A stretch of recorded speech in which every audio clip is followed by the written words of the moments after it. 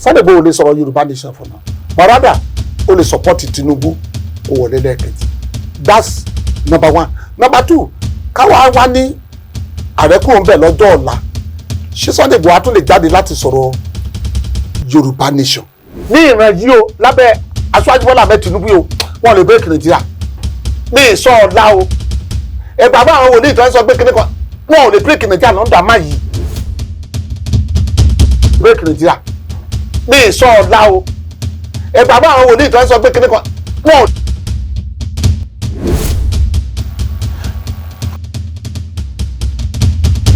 break Nàìjíríà ní ìsọ ọ̀la bá àwọn wòlíì.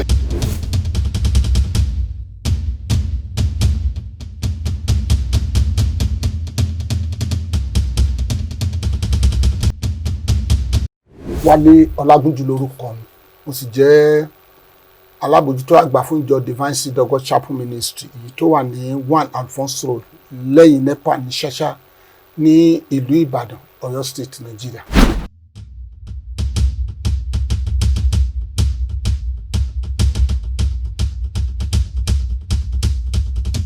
Ní àkọ́kọ́ a dúpẹ́ lọ́wọ́ Ọlọ́run ẹ bá wo gbogbo interview tí mò ń ṣe látilẹ̀ wa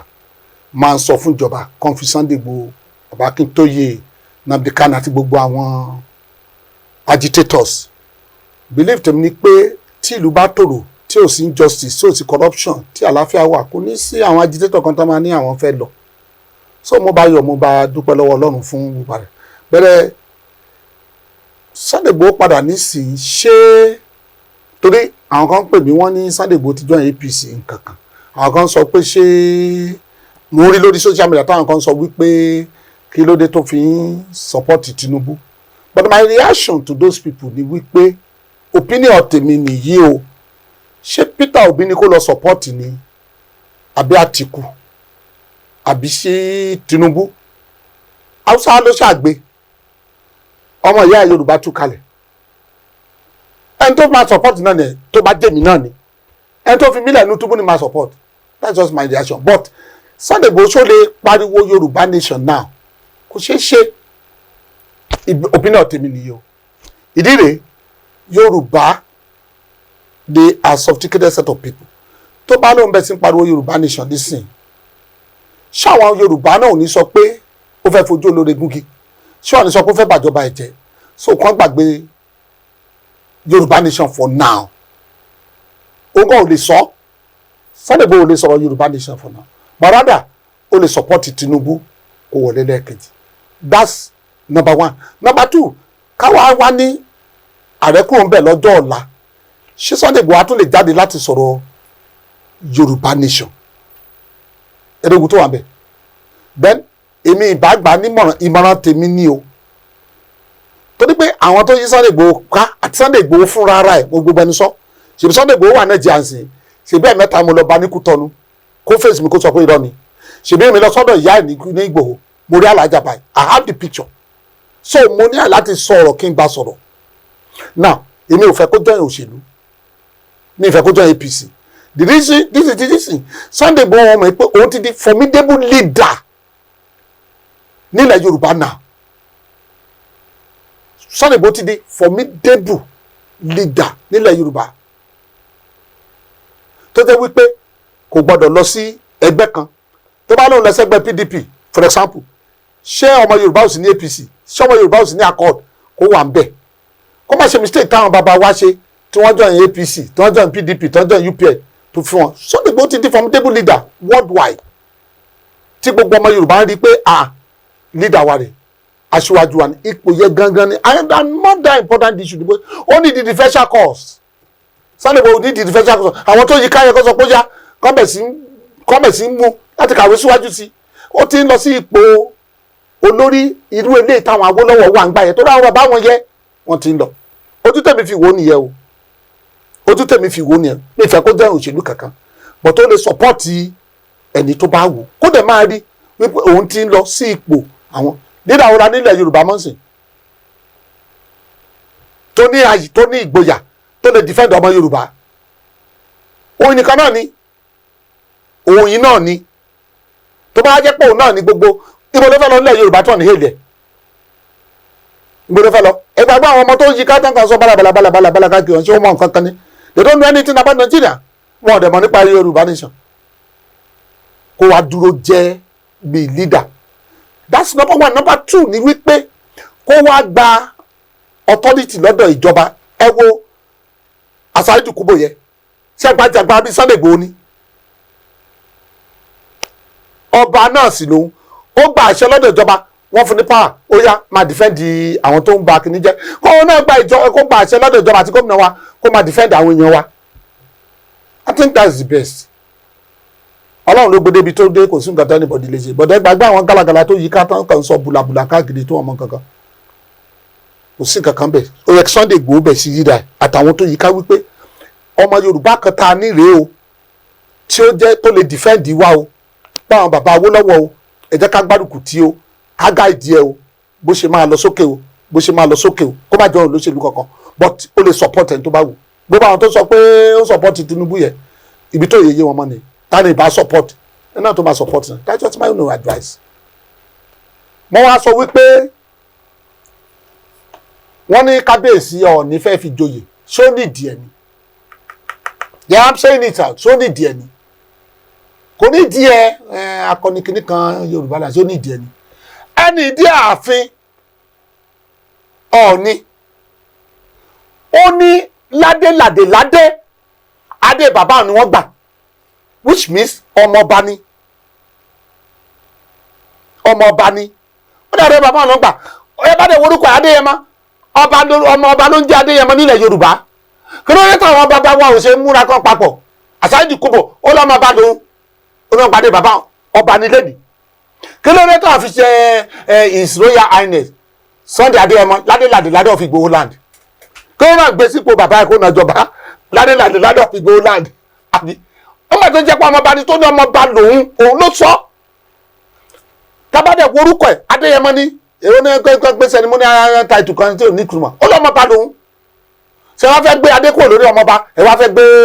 oyè kan dáadáa sí lórí ni kí ló ń táwọn bàbá wa ò fi kódíkódí mo rò bẹ́ẹ̀ ni o tó bá jẹ́ pé ọmọọba ni sọmọ ọmọọba máa ń sùn ta ni ẹ jẹ́ ká gbàdé bàbá ẹ̀ ká gbé fún kán wá sọ ní His Royal Highness Sunday Adéyẹmọ ládé of Igboho land ibi tó ní wọn ni ẹ mo láìkẹ bẹ́ẹ̀ kó jọba ìbá Asari Kubo ti jọba ń sìn Tòǹpòlò náà ti jọba náà ṣe bá jàgbára ni wọn Asari Kubo na His Royal Highness wọn pè wọn àpò náà nílò ẹsẹ kó lè máa dídì Yorùbá lọ that's the point kó tó yẹ jẹ́ ní ẹ̀wọ̀n nídìí ceremonial title ẹ̀ ó ní ọmọọba lòun ẹ̀ wá fẹ́ ṣí oyè ọba ẹ̀ ṣe wọ́n náà kàn gbé adé bàbá ẹ̀ kàn gbé fún èmi kàn rò bẹ́ẹ̀ ni o èmi rò pọ̀ àwọn kábíyèsí ló ní authority láti fìyàn jẹ oyè tó bá wù wọ́n tẹ́mi kàn rí síbẹ̀ ni o torí àwọn ọmọ ẹgbẹ́ tí wọ́n sọ̀sọ́ kú sọ̀sọ́ pé wàlẹ̀ lágbójú sọ̀rọ̀ Sunday Igboho ṣé kí lè mọ̀ nípa Sunday Igboho ni àbúrò ẹ̀ Ifá àbúrò Sunday Igboho Ifá ìgbà tí ọmọ yẹn bímọ ibi tó mo lọ sọ lórúkọ níbẹ̀ ni ṣé wọ́n mẹ́rin tì nípa ẹ̀yà sọ̀rọ̀ jáde nípa Nàìjíríà ẹ̀yà sọ̀rọ̀ nípa ládé of Igboho land Sunday Igboho ló ń jẹ́ bẹ́ẹ̀ His Royal Highness Sunday Adéyẹmọ ládé of Igboho land kan gbé adé bàbá ẹ̀ fún mo support kan gbé adé bàbá ẹ̀ fún tó bá jẹ́ pé ọmọ bá ní tó sì gbadé bàbá ẹ̀ kí ló ṣẹlẹ̀ kan gbé ìwé ìtàn jáde wọ́n dẹ̀ wá ìwé ìtàn yẹn kan dẹ̀ gbé adé kan gbé sípò bàbá ẹ̀ kó náà di Royal Highness Asari Kubo ń defend àwọn yẹn ọba sì ni Tòǹpòlò ọba náà ni ó sì ń defend àwọn yẹn nǹkan tó mi rí síbẹ̀ ni.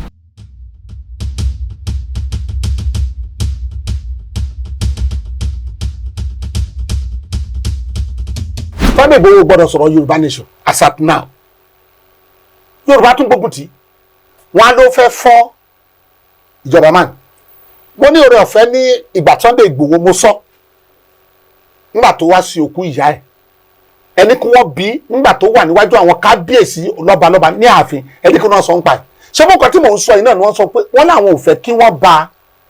ìjọba Tinubu jẹ́ kò lè ṣeé ṣe báyìí bí wọ́n tó bá ní kó máa pariwo Yorùbá nation now ẹ jẹ́ ká wò báyìí ṣé àwọn Yorùbá ní sọ̀rọ̀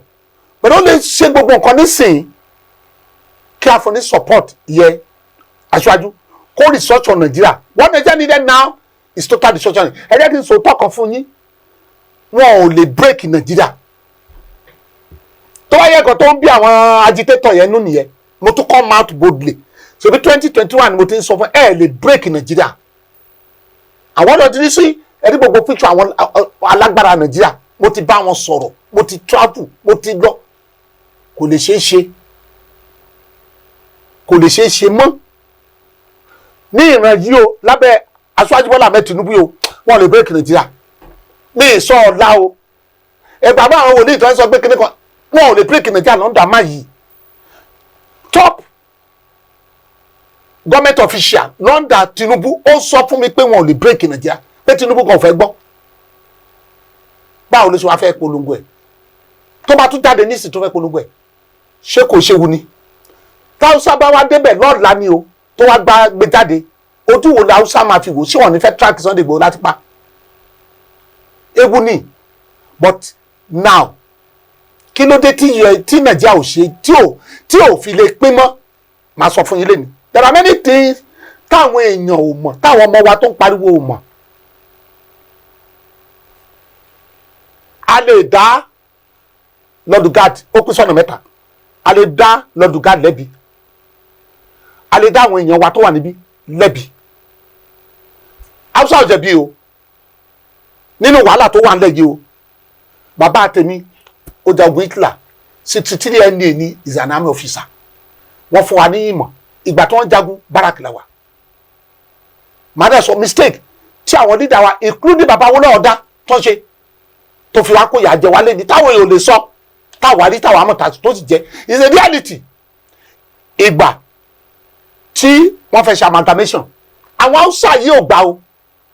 kọ́ sọ wá pọ̀ o wọn ò gbà rárá wọn ò gbà ìgbà tó di bẹ́ẹ̀ even British government then wọn ò gbà Lord-Lugard burúkú yẹn ni ìgbà tí àwọn Hausa sọ pé kinní kan kí ló dé tó kó wa pọ̀ ó ti gba gbogbo nǹkan lọ́wọ́ wa ó ti gbé fáwọn South àwọn làwọn ò gbà wọn ò lọ òun Lord-Lugard ló fún wọn ní ọwọ́ àwọn èèyàn mọ́rísì tí Hausa fi pọ̀ ní àmì lẹ́ni ẹ̀fẹ́ gbọ́ ẹ lọ wádìí ìtàn Lord-Lugard ló sọ fún àwọn Hausa pé ẹ wá ẹ lọ máa kó àwọn ọmọ yín sí sójà he who holds guns holds power ibi táwọn Hausa tí wọ́n bẹ̀ sí kó àwọn èèyàn sí àmì tí wọ́n fi pọ̀ lẹ́ni nìyẹn ìgbà tán ṣe gbogbo ẹ̀ tán Lord-Lugard lọ sọ̀hún and British government then àwọn náà ò fẹ́ gbà not the same Lord-Lugard ló sọ wọn pé ṣé ẹ̀yin lẹ́ẹ̀ máa ṣe bọ́jẹ̀tì lọ́dọọdún tẹ́lẹ̀ àwọn afẹ́kẹ́ àwọn Hausa people ibi táwọn yẹn fi jáwọ́ nìyẹn ṣe pé Lord-Lugard ló fa wàhálà fún wa that's number one Hausa ò fẹ́ gbà British government ò fẹ́ gbà ibi tí wàhálà wa ti wà nìyẹn ìgbà tó wá ń lọ kí ló wá bí Biafra war there are many people n tí mò ń sọ fún wọn is a reality ìgbà tó túkú tó jọ àyàmì bàbá olówó ni ó jọ àyàmì bíi recruit ọmọ Hausa Fúlàní ló jẹ́ RSM kí n tún RSM regimental sergeant major ojúkú dẹ̀ wà ní training Hausa ìgbà tó tún ó wá sọ pé kápíkà ojúkú wa correct ẹ̀ pé kì í ṣe kápíkà cock the gun ìgbà tó wá correct Hausa bẹ́ẹ̀ Hausa bí ló bẹ̀ sí discipline ìgbà tó wá bí ní díṣe ẹ tó yẹ commanding officer òyìnbó ni ló wá rí pé ojúkú kí ló ń jẹ kí lè máa ń ṣe kí ló ṣe báyìí ojúkú wá ṣàlàyé fún ẹ pé ó sọ pé kápíkà òun wá correct ẹ pé cock the gun ni ló wá ní òyìnbó yẹn wá rí wípé ọkùnrin ṣe ń sọ òyìnbó yìí ó lè láti kàwé ó wá ní Oxford University ló ń lọ níbi tẹ òyìnbó wá ní school bí tó ń lọ lélẹ́yìí ó lóun ní master degree bó ṣe promote ojúkú from recruit sí officer above that Hausa Fulani ibi tí wàhálà ti bẹ̀ tí Hausa Fulani ìgbà yẹn ti bẹ̀ sí gbé ẹ̀tanú èdèàìyedè sílẹ̀ kíní ẹ̀ ló wá ń lọ títí kíní ẹ̀ lọ tó ojúkú náà fi wá di pé àwọn arábí ò fẹ́ wá o ìtojúkú fi wá kó àwọn èèyàn ẹ̀ tó fi wá ní àwọn fẹ́ lọ nìyẹn ìgbà tó wọ́n fẹ́ lọ the only mistake tí bàbá Awólọ́wọ̀ ṣe ni ojúkú ti lọ síkì ti agree ọ̀pọ̀lọpọ̀ kí ló ti bàbá Awólọ́wọ̀ kó kàn sọ wípé Yorùbá ò jagun àwa náà ò dá dúró torí Awólọ́wọ̀ is the only Yorùbá leader tí ẹ lè sọ̀rọ̀ tí wọ́n lè gbọ́ sí lẹ́nu mọ̀ wọ́n á rí pé Awólọ́wọ̀ náà support Gowon ẹni tí wàhálà ti dé ìgbà tí ògbé wa ń lọ rèé Awólọ́wọ̀ ní bàbá wa náà ó ní Federal Commissioner for Finance and Executive Vice Chairman Awólọ́wọ̀ náà ló wá ní kán pààrọ̀ owó kán máa fa àwọn Ìgbò lóúnjẹ mọ́ òun ló mú kí àwọn Ìgbò kó kórìíra Yorùbá dèní ìgbà tí ìwà yunifásitì Ìlọrin Awólọ́wọ̀ wá sí Ìlọrin nígbà wá campaign mo bí bàbá kí ló dé tó sọ òkúta lù ẹ́ ó wá sọ gbogbo ilé fún wa òun ni ò jẹ́ káwọn Haúsá kí wọ́n fún bàbá láyè láti mú vice president ìgbà tó lọ mú Philip Nwadi ìgbà tó lọ mú Philip Nwadi òkúta náà sọ sí wọn náà tó fẹ́ ba plane jẹ́ òun ni ó wà nílẹ̀ lẹ́ni àárín ọ̀tá méjì ní Yorùbá wà táwọn èèyàn wa ọmọ àwa láàrin ọ̀tá Haúsá àwa láàrin ọ̀tá Ìgbò àti Haúsá ò lè ṣe mọ́ láyé ta ló fà á àwọn àmì ló fà á wọn ò lè ṣe mọ́ láyé ìgbà tó wá di pé wọ́n ṣe ẹlẹ́sẹ̀ tó yàrá dá UPLS ṣe bí ọ̀rọ̀ yẹn ni wọ́n wá lọ gbìn sí Ìgbò tó fi gbógun ti bàbá Awólọ́wọ̀ tó ń jẹ́ kó wọlé you see the problem Awólọ́wọ̀ sọ nígbà pé àwa náà ò jagun o Yorùbá fẹ́ lọ kò ní sí gbogbo wàhálà yìí it's a complicated issue ojú táwọn bàbá wa fi ń wò nígbà ìyàwó lọ́wọ́ ó yàtọ̀ wọn ò wo ọ̀la nítorí kúrí nígbà yẹn tó fi sọ pé ká máa pín nígbà yẹn tó bá ìgbà yẹn lọ́pọ̀ títí wà tábà ti pín kò lè pín báyìí lọ́dà Mayo ní ò sọjọ́ ọ̀la o lọ́dà Tinubu yìí ní èrò bí ọmọ Yorùbá kan lè dìde tó fẹ́ pín kò ṣeé ṣe it's not possible ní ìsọjọ́ ọ̀la o nǹkan tó ṣẹlẹ̀ gan ni n tó ṣẹlẹ̀ ni so ojúkú wá ní pé they marginalize the Igbos ìgbà tí kìnìyàn tí wọ́n ń lọ táwọn aṣáájú wa gbàjọba ẹ wo orílẹ̀-èdè Nàìjíríà lè ní ọmọ Yorùbá wo ló di ààrẹ rí tó create state fún wa nobody ìdí tí Tinubu gbọ́dọ̀ di sọ́tọ̀ díẹ̀ kò sọmọ Ìgbò kan Yorùbá kan rí tó create state fún wa Èkìtì táwa ti wá ìgbà tán create ẹ̀ iṣẹ́ ńlá ni Ṣífàfẹ́ Babalá àti Èwí yìí ṣe ìgbà tán wá bá Sẹ́ríkì sásá níbí Sẹ́ríkì pè mí mo wà ń bẹ àjọ jókòó tí wọ́n fi gbé ìwé yẹn lọ sọ́dọ̀ Abacha tó fi approve Èkìtì fún wa wọn ò fẹ́ approve ẹ̀ tẹ́lẹ̀ iṣẹ́ gidi ni Ṣífàfẹ́ Babalọ́lá ṣe Èkìtì táwọn èèyàn fẹ́ máa bàjẹ́ yìí àti Èwí tó wà ń bẹ mo wà ń bẹ tá a jókòó báyìí tí bàbá bí mi bàbá Sẹ́ríkì tó kú yẹn sọ pé pásítọ̀ kí ló ń ṣe Èkìtì ẹ fún wa lẹ́kìtì state wọ́n dẹ̀ lọ sọ́dọ̀ Abacha wọ́n dẹ̀ approve ẹ̀ fún wa ṣe bá àwọn Haúsá ló ń approve state níbí ẹ wo constitution tó wọ́n fún wa military constitution ni that's why táwọn ní Nàìjíríà pé constitutional máa jọ kò fẹ́ forward ok ìgbà tí kíní wá síbí Saddam Hussein ó ní àlèṣepọ̀ láéláé kájẹ́ ká ṣáájú kí yẹn ṣàtúndó ṣé bí àwọn èèyàn wa ní ṣàtúndó bí àwọn Ìgbò àwọn Yorùbá wa ló ń ṣépè fún máyẹ you see the mistake àwọn ní àwọn ló ṣépè ẹ̀rí bí tí wàhálà dé dúró ẹ̀rí bí tí gbogbo nǹkan dé dúró àwọn ní àwa ní ẹ̀wọ̀n constitution tó ń ṣe fún wa ìgbà tó ń collate constitution wa more than 250 places wọ́n ti sọ̀rọ̀ sharia ṣé Yorùbá ò síbi àti Ìgbò sójú wọn fọ́ ni àbí tí wọ́n di wọ́n dẹ̀ ń sọ̀rọ̀ sharia títí ẹ̀ sọ̀rọ̀ ẹ̀ dákẹ́ ẹ̀rí mistake táwọn ṣe ń bí mistake pọ̀ lọ́dọ̀ àwọn leader wa àtijọ́ so that is why we are now saying the best option is total restructuring of Nigerian nation. Mo ti meet àwọn Babangida, Ọbásanjọ́, Abdulsalam, gbogbo wọn pátápátá, including Gumi, gbogbo wọn lọ, including Chief Emmanuel Nyana, mo ti lọ pẹ̀lú èèyàn mi. So that's the only way out. But wọ́n dẹ̀ ti agree. Total restructuring of the country without any form of separation or division, just like that. That is not the only way. Káwọn náà dàbí irú America, United Kingdom, United Arab Emirates, káwọn náà oníkàkùn máa lọ eléyìí tó ń pariwo pé Hausa ń ṣe káàkiri tó máa restructure Nigeria sí wọn kàdúpọ̀ lọ state ẹ̀ Hausa lọ state wọn state governor ló máa manage kíní wọn kò ní síjà gbọ́dọ̀ wọn pé kíní kan ni ojú táwọn people yẹn fi ń wò pé kí Nigeria break kò lè break torí pé àwọn òyìnbó yẹn ò ní support kí á break Nigeria torí wọ́n mọ̀ pé tógun bá dé Nigeria more than 50 million wa ló máa sá lọ síbi tí wọ́n máa gbà wá wọ́n á kàn ta nǹkan jà fún wa wọ́n á ní ká máa jà ìgbà tá a bá fẹ́ padà wá kú wọ́n á tún padà ṣebí kan tó ń ṣẹlẹ̀ ní Iran yẹn ẹ̀wọ̀n tó ń ṣẹlẹ̀ ní Iran ṣebí àwọn Russia ló ìgbà tó ń ṣe kíní nuclear weapon ìgbà Amẹ́ríkà dákẹ́ àwọn òyìnbó dákẹ́ ìgbà tá Amẹ́ríkà ń bọ́ọ̀bù ní ẹ̀sìn kí ló dé táwọn Russia ò gbé wọn níjà tá fẹ́ run ìlú yẹn tán so these are the issues on ground it's total destruction káwé fẹ́ sọ̀rọ̀ Yorùbá nation káwé tẹ̀ tó bẹ́ẹ̀ kó wá jáde kó sọ kò sẹ́ni tó lè sọ ogun náà ló máa dá sílẹ̀ gbẹ̀yìn torí àwọn Haúsá yóò ní gbà tọ́mọdé ni wọ́n fẹ́ gbà Ìgbò àlọ́dẹ àpò Haúsá máa gbógun ti Yorùbá ṣé ìbò àti Yorùbá lè ṣe mọ́ láyé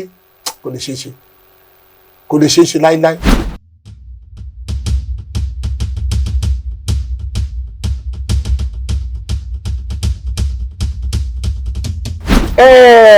ṣọ́bẹ̀ pé nǹkan tá à ń kọ́kọ́ ń ṣe ni wípé kì í ṣe Sunday Igboho ni mo ní láti ríṣà sí èlò nínú ọ̀rọ̀ ìsọ̀tsọ́ ní tá à ń sọ yìí kékeré ni ti Sunday Igboho kékeré ìdí tí mo sọ pé kékeré mi sọ pé òun ò ní sèse náà sí o àwọn olórí wa ló ní agbára láti ṣe àwọn ará ìlú yìí náà tá a bá ń pariwo ṣé wọ́n lè ṣe ni wọ́n lè ṣe àwọn olórí yẹn gangan ni àwọn olórí yẹn la kọ́ rí ṣàwùsí nígbà tí mo rí ṣàwùsí gbogbo wọn tán mo wá ṣẹ̀ṣẹ̀ rí ṣàwùsí president Donald Trump American president àti United Nations General Secretary European leader European president àti bẹ́ẹ̀ British prime minister and they welcome our letter àwọn náà dẹ̀ dis pé is the best àwọn kan sọ pé is the best and notable outside leaders àwọn náà agree clause tó wà bẹ́ẹ̀ pé wọ́n fẹ́ kí Nàìjíríà pín notable outside leader including Sultan of Sokoto Emir of Kano gbogbo wọn bẹ́ẹ̀ la kọ lẹ́tà sí mo dé iṣẹ́ ilé ìwòsàn because tó bá fẹ́ ṣe oníkan báyìí ẹ gbọ́dọ̀ reach out sí every part of the state kì í ṣe Yorùbá nìkan tá bá bẹ̀ sí Sunday Igboho tó náà pariwo wọn ní Yorùbá agenda ni wọn tún máa sọ̀rọ̀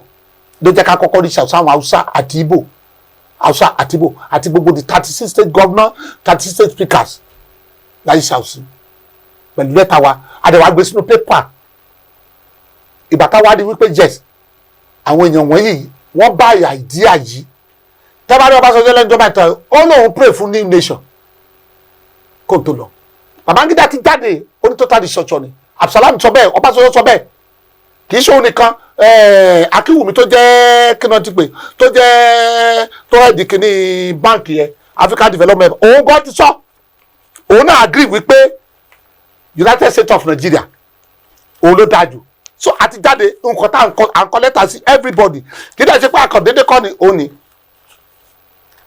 ni Akínwùmí nìyẹn so Ọbásanjọ́ náà ti sọ̀rọ̀ everybody ti sọ̀rọ̀ àwọn náà ti agree wípé total destruction nìyẹn is the best because a lè pín mọ́ wọn ò ní gbà wọ́n dẹ̀ máa fìyà jẹ wá ni ẹ̀rẹ́ tí kan tó ń ṣẹlẹ̀ nísìnyí náà then àti jáde nínú pépà Hausa tó gbé jáde rè pépà Hausa tó gbé jáde rè inú wọn dẹ̀ ń dùn in fact many speakers ní north wọ́n pè mí wọ́n agree so these are the issues on ground but this time around now àti jáde náà ní pépà kì í kọ́ ṣe pàkẹ́ jáde ní pépà lásán akọ̀rọ̀ sí ààrẹ agbèjáde ní pépà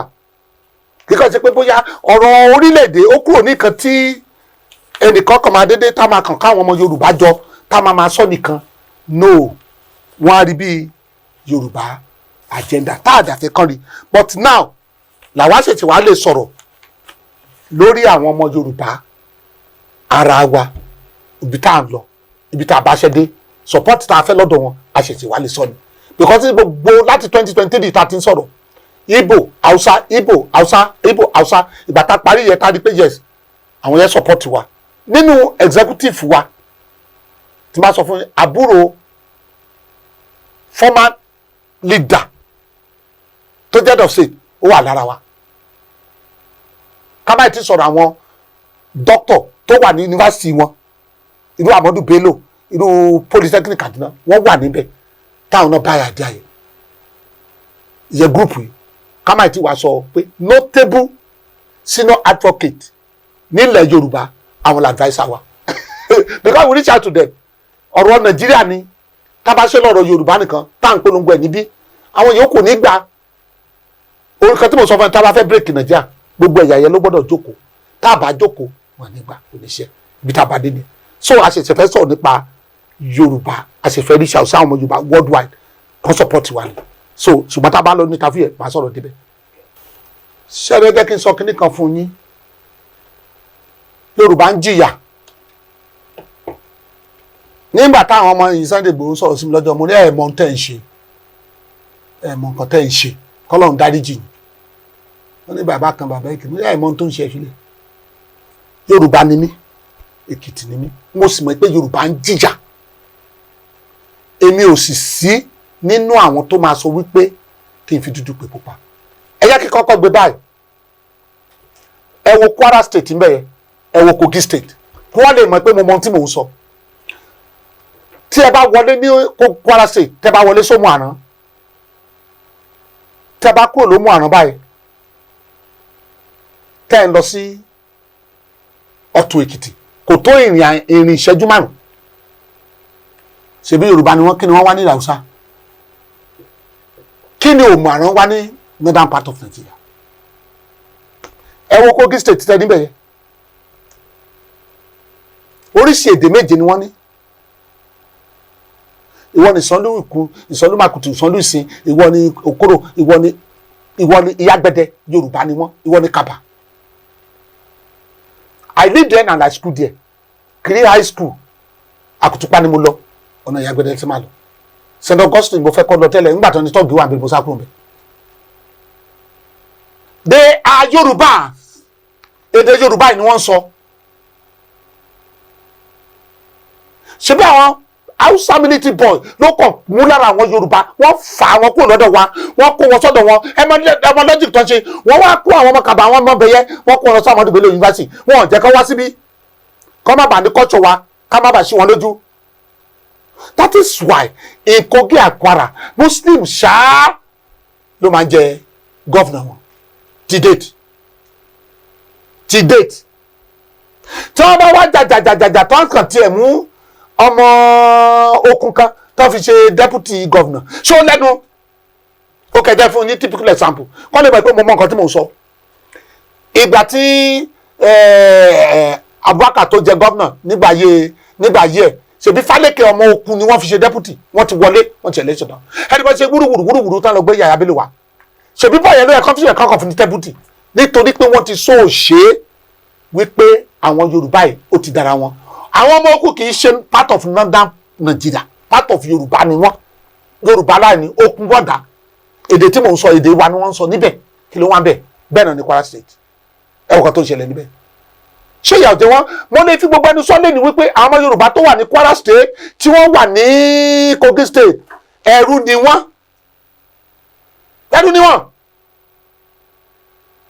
no infrastructure nothing whatsoever ṣé ibi tèmi lọ tèmi gbé tèmi kàwé níbẹ̀ tí mo rí gbogbo nǹkan tó ṣé màá máa support wọn ṣé ok ìgbà tí wọ́n máa parí gbogbo ẹ̀ pátápátá wọ́n lọ fi ọmọ okun Sunday Awoniyi wọ́n fi ṣe chairman Arewa Consultative Forum ṣé ìgbà tó dẹ̀ tí ìyẹn dẹ̀ kú wọ́n fẹ́ anybody sí mọ́ ẹni bá wọn bí so which means àwọn Hausa people yìí wọ́n were politically sound than we people here. tá bá lọ sí okun ní Àkútùpá tí mo lọ yẹ wọ́n ti tún wá mú ìlú yẹ wọ́n ti mú lọ sọ́dọ̀ àwọn Hausa ìgbé alọ́run gbogbo tó fi dìbò dominate wọn ṣé ìyà òjò wa báyìí ṣebí àwọn ọmọ ìyá wa ló wà ń bẹ bó la ṣe fẹ́ kó wọn kúrò ń bẹ kẹ́nìkan wá sọ fún mi pé mi ò mọ̀ pé ìyà ń jẹ Yorùbá wọn ló fẹ́ sọ fún màbẹ́ mi Bọ̀rọ̀kú tí ẹ rí níbẹ̀ yẹ Kwara ló wà ní gbàdé Babangida ló gbé kúrò ń bẹ ẹgbẹ́ Bọ̀rọ̀kú Alhaji Aliyu Dantoso òun ló fi aṣáájú jẹ Jagaban of Bọ̀rọ̀kú wọ́n jọ wà ní Senate tẹ́lẹ̀ ni and I went there I witnessed it bó ṣe tì mọ́kàn ni ẹ̀ wọ́n ṣàmú gbogbo ẹ̀ wọ́n fẹ́ mọ́ra wọ́n kàn sí wọ́n mú Yorùbá wọ́n sọ́ di ìlú kékeré àwọn kan tó jẹ́ kí ìlú ìjà máa jẹ wálé nínú ìgbà tí wọ́n máa parí gbogbo ẹ̀ Smart Adéyẹmí ọmọ okun ni Dino Melaye ọmọ okun ni wọ́n kàn yín wọn síra wọ́n brainwash Dino Melaye ẹ̀jẹ̀ Haúsá wà lórí ẹ̀ kò mọ tó ń ṣe mọ́kàn pariwo bùlàbùlà ni ẹ lọ sí okun ẹ lọ sí Kogi ẹ lọ sí Kwara ìyá ń jà àwọn èèyàn wa bẹ́ẹ̀ these are the issues okay coming down to our place now ẹ wo báwọn military ẹ ṣe ìgbà yẹ Awólọ́wọ̀ ṣèbí Haúsá Fúlàní náà ló dá wàhálà sáré àárín Ọbásanjọ́ àárín Awólọ́wọ̀ àtàkítọ́lá bàbá Awólọ́wọ̀ ló má Akíntọ́lá wá láti bí sí ẹ wo bó ṣe ń ṣe ṣáàrin Wágúndé ni military boys ó ti dá wàhálà sílẹ̀ Yorùbá wàhálà táwọn military boys dá sílẹ̀ òun làwọn olóṣèlú ń bá yíká ẹ̀ wọn ò lè create state wọ́n tó ṣe kínní ẹ̀ tó jẹ́ pé any state on my market ó gbọ́dọ̀ favour north any trait tó máa ma create ó gbọ́dọ̀ fẹ́ wọn náà ìyà ń jẹ wá okay let's put it this way kẹ́ni kan á sọ fún mi pé mi mọ̀ ọ́n tó ń ṣe máa sọ pé ọmọdé ni ẹ́ mo bá àwọn àgbà ní lọ́rọ̀ Nàìjíríà I remember I think 1977 Awólọ́wọ̀ wá sí Ìlọrin ó wá campaign ìgbà tí bàbá wa mo ní bàbá kí ló dé tẹ́ ẹ̀ jẹ́ kí àwọn ọmọ Yorùbá lọ nígbà yẹn mo sọ ìgbà tí mo sọ̀rọ̀ yìí Chief Sunday Ọláwọyìn tó jẹ́ gubernatorial candidate wọn ọmọ Ọ̀fà ó wà ń bẹ̀ Cornelius Adébáyọ̀ former governor ó wà ń bẹ̀ then Chief Wọlé Òkè ó wà ń bẹ̀ àwọn mẹ́rin àjọkọ̀ báyìí tó ló tẹ́ ẹ̀ jẹ́ kán lọ ẹgbẹ́ bá àwọn Kwara wọn láwọn onígbà kẹ́ wọlé bàbá wa ṣàlàyé ṣé wọ́n jẹ́ wọlé ṣèbí wàhálà iná ni you see the problem wọ́n kàn ṣe gbogbo ẹ̀ gálagàlà ni problem wà ńlẹ̀ àwọn leader wa ti ṣe mistake àwa ò gbọ́dọ̀ jà mọ́ àwọn ọmọ Yorùbá gbọ́dọ̀ come together now a gbọ́dọ̀ come together now come and plan fọjọ́ iwájú the only way now is total restructuring based on sovereign country sovereign state united without any form of division and we just have to tell Tinubu now mo ń sọ fún àwọn Yorùbá ẹ bá Tinubu sọ̀rọ̀ I am mobilizing the entire Yorùbá nation okay kí ni Yorùbá jẹ́ nsìn wọ́n ní Tinubu ni president wa ààrẹ Yorùbá kí ni Yorùbá gbádùn bẹ́ẹ̀ absolutely nothing kí ni Yorùbá gbádùn níbẹ̀ báyìí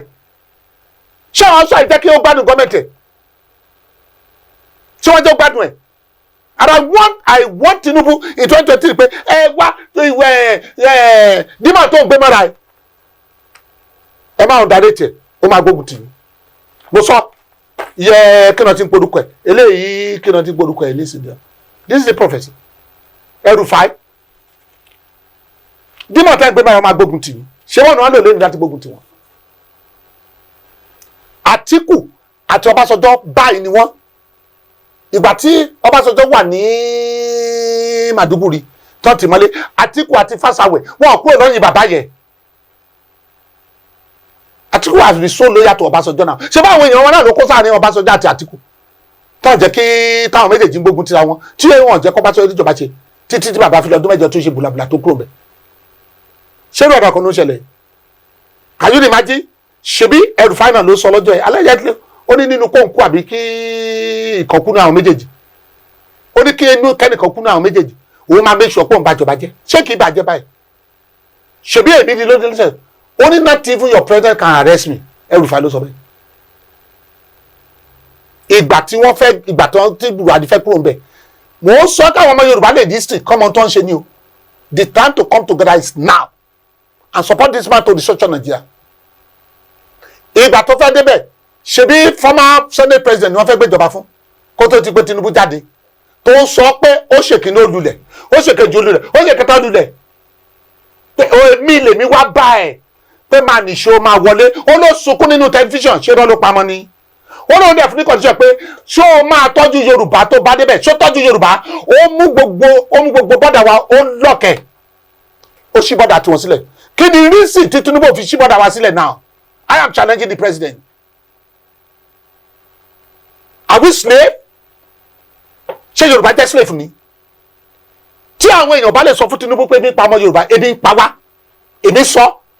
Tí àwọn èèyàn bá lè sọ fún Tinubu pé ìyà ń jẹ àwọn ọmọ èèyàn rẹ Yorùbá ebi ń pa Yorùbá àtàwọn Ìgbò àti Hausa. Kí ló tó ṣe gbọ́dọ̀ alẹ́ kan máa kó oúnjẹ wọlé? Àwọn ọmọ kéékèèké ò lè jẹ ráìsì mọ́. Àwọn kan praise Tinubu wọn ló ṣe dáadáa èmi ò sọ pé kò ṣe dáadáa after all ó ṣe coastal highways èmi like coastal highways yẹn kí n fẹ́ pọ̀ mọ́ ó try but ebi ń pa wá there is hardship in Nigeria kí ni benefit pé ọmọ Yorùbá jẹ́ ààrẹ báyìí nothing ohun mẹ́ta ni àwọn ọmọ Nàìjíríà ní ìdìbà kó fún ọ lóúnjẹ kó oúnjẹ wálẹ̀ kí á ṣìpì lọlẹ̀ kó fún ọ níná kó mi wà Tinubu di ìjọba ṣe. They were now focusing on 2027. I'm not talking about 2027. Let's talk about 2026. That's on 2020. Kí Tinubu research on Nigeria now. Kó research on Nigeria now. Let him step on to kó research on Nigeria now. Ọlọ́run ló mọ ọ̀la. Tó bá research on Nigeria, Igbo á support, Hausa support. Oh, research on Nigeria. Wọ́n ti divert attention 2027 ló ń lé kiri. Ṣé ọ̀run tó wà ní Táyọ̀ tó sásọ ni? So that's just the issue on ground. Ebi pa Yorùbá ìyà ń jẹ wá kí Tinubu dẹ̀ mọ̀ wípé àwọn Haúsá wọ̀nyí ti gború ẹ̀ sínú tí n bá fi kan hàn yín bí ọmọ Hausa obìnrin kan ṣe ń sọ̀rọ̀ sí Tinubu Yorùbá gan mọ̀ wípé we are in for a rough time. ẹ̀yà máa Yorùbá gbọ́dọ̀ support Tinubu kó research on Nigeria ó gbọ́dọ̀ research on Nigeria now iye la lè sọ̀rọ̀ o iye la lè sọ wípé nǹkan ti dé o láì sí bẹ́ẹ̀ ìyà jẹ Yorùbá o ìyà jẹ Yorùbá o pé ìyà ò ní jẹ Yorùbá irọ́ ni wọ́n ń pa torí wọ́n ti gbọ́dọ̀ wá sínú ó gbọ́dọ̀ research on Nigeria so ibi tẹ̀mí wà ń bẹ̀ nìyẹn o eléyìí gbogbo tí wọ́n ń sọ̀rọ̀ nísìnyẹn ẹ máa gbọ́ máa ń sáyé nísìnyẹn kẹ́gbọ́n nǹkan tó ń sọ tó ń ṣépè fún wa rẹ̀.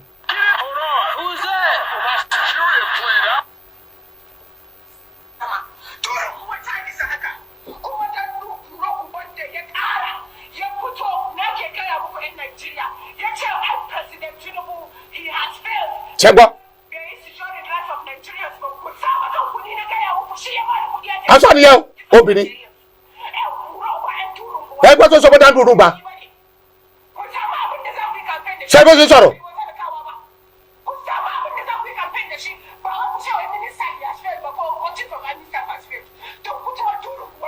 Ṣé ń gbọ́ báyìí? Ṣé wọ́n ti gbin hatred sí ọkàn èèyàn wọn báyìí against Tinubu àti Yorùbá people? Bó là ń lọ? Nítorí bẹ́ẹ̀ mo rọ gbogbo ọmọ Yorùbá àti Sunday Igboho ni o àti Kábíyèsí ni o àti Gani Adams ni o àtọmọdé ni o lókè òkun ẹ túmọ̀ pẹ̀lú wa ká bá bàbá yìí sọ̀rọ̀ kó research Nàìjíríà ọ̀nà kan nìyẹn ọ̀nà kan lélẹ́yìí o gbogbo ọmọ Yorùbá pátápátá ni mo pa ẹ support Tinubu kó research Nàìjíríà. Don't talk about 2027 now, let's talk about the research on it now. Tó bá research Nàìjíríà ṣe eléyìí tán gang up yẹn sọ gang up ni wọ́n ní gang up tó bá research Nàìjíríà lé ní oníkàlùkù àlọ́ state ẹ̀ àlọ́ máa develop ẹ̀ àwọn ọmọ wa tó wà nílùú òyìnbó wọn á wá ọmọ Yorùbá 400 story building tó wà ní Dubai ọmọ Yorùbá ló develop ẹ̀ ọmọ Yorùbá doctor nílẹ̀ Amẹ́ríkà bẹ́ẹ̀ òyìnbó obìnrin kan ó lóyún ó ní ọmọ yẹn ní tumor ó ní brain tumor ó sọ operation fún ìyá ó gbọ́ ọmọ tuntun jáde ó operate ọmọ yẹn ó gbé tumor jáde ó tún gbé padà wọ́n bí ọmọ yẹn ṣé bá ọmọ Yorùbá ni ṣé ìyá ò lè ṣẹlẹ̀ Yorùbá kí wọ́n wọ àwọn la máa invite wa wọ́n sọ Èkó di New York wọ́n sọ Ìbàdàn di Washington DC àwọn Ìgbò lè bá wa Hausa ò lè bá wa what are we talking about? We will develop Yorùbá land better wọn ò lè bá wa ọmọ Yorùbá ní brain ọmọ Yorùbá ló ní Gatwick airport tó wà ní Britain ṣé wọn lè invest bí ni àkókò tí Yorùbá gbọ́dọ̀ ronú ni kọ́kọ́ gbé kíní kan travel sentiment ṣe pé mi ì ṣe sọpọ́tà Tinubu gbogbo ayé mọ̀ pọ̀tù ọ̀rọ̀ tó wà nílẹ̀ tí kò dá bẹ́ẹ̀ o ẹ jẹ́ kí gbogbo Yorùbá sọpọ́tì máa yẹ o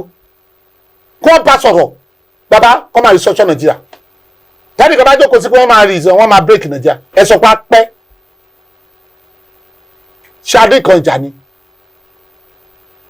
àbí wọn rí kan tó fi sinmi weapon ṣe àbí wọn rí kan tó fi Nnamdi Kanu ṣe that's just it the only solution ni àwọn òyìnbó agree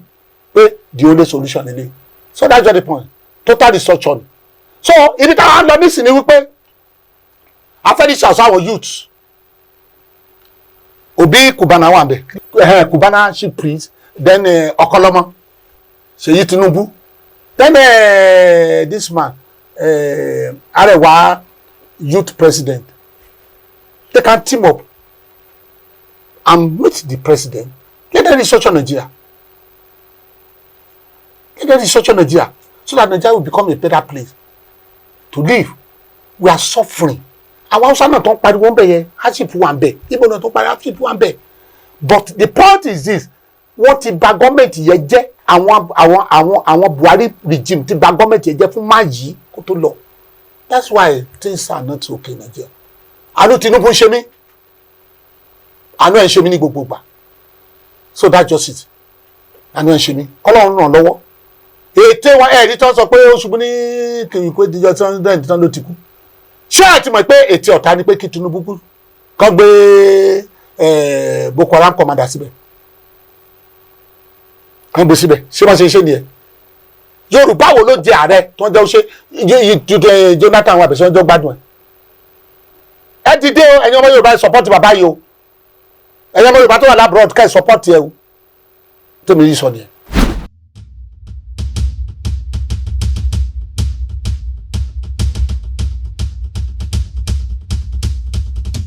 nígbà tí mo gbé prophecy mi jáde mo rá àwọn ọmọ ADC tí wọ́n pè mí pé mo ń support Tinubu ẹ̀rí mi lé Tinubu because my prophecy for 2026 center around Tinubu and APC wọ́n wá lé nígbà ìpá àwọn máa gba FCT táwọn bá gba mark ẹ lọ wo prophecy mi 2026 mo lè gbà á torí most of those people tó surround the Atiku they are very lousy.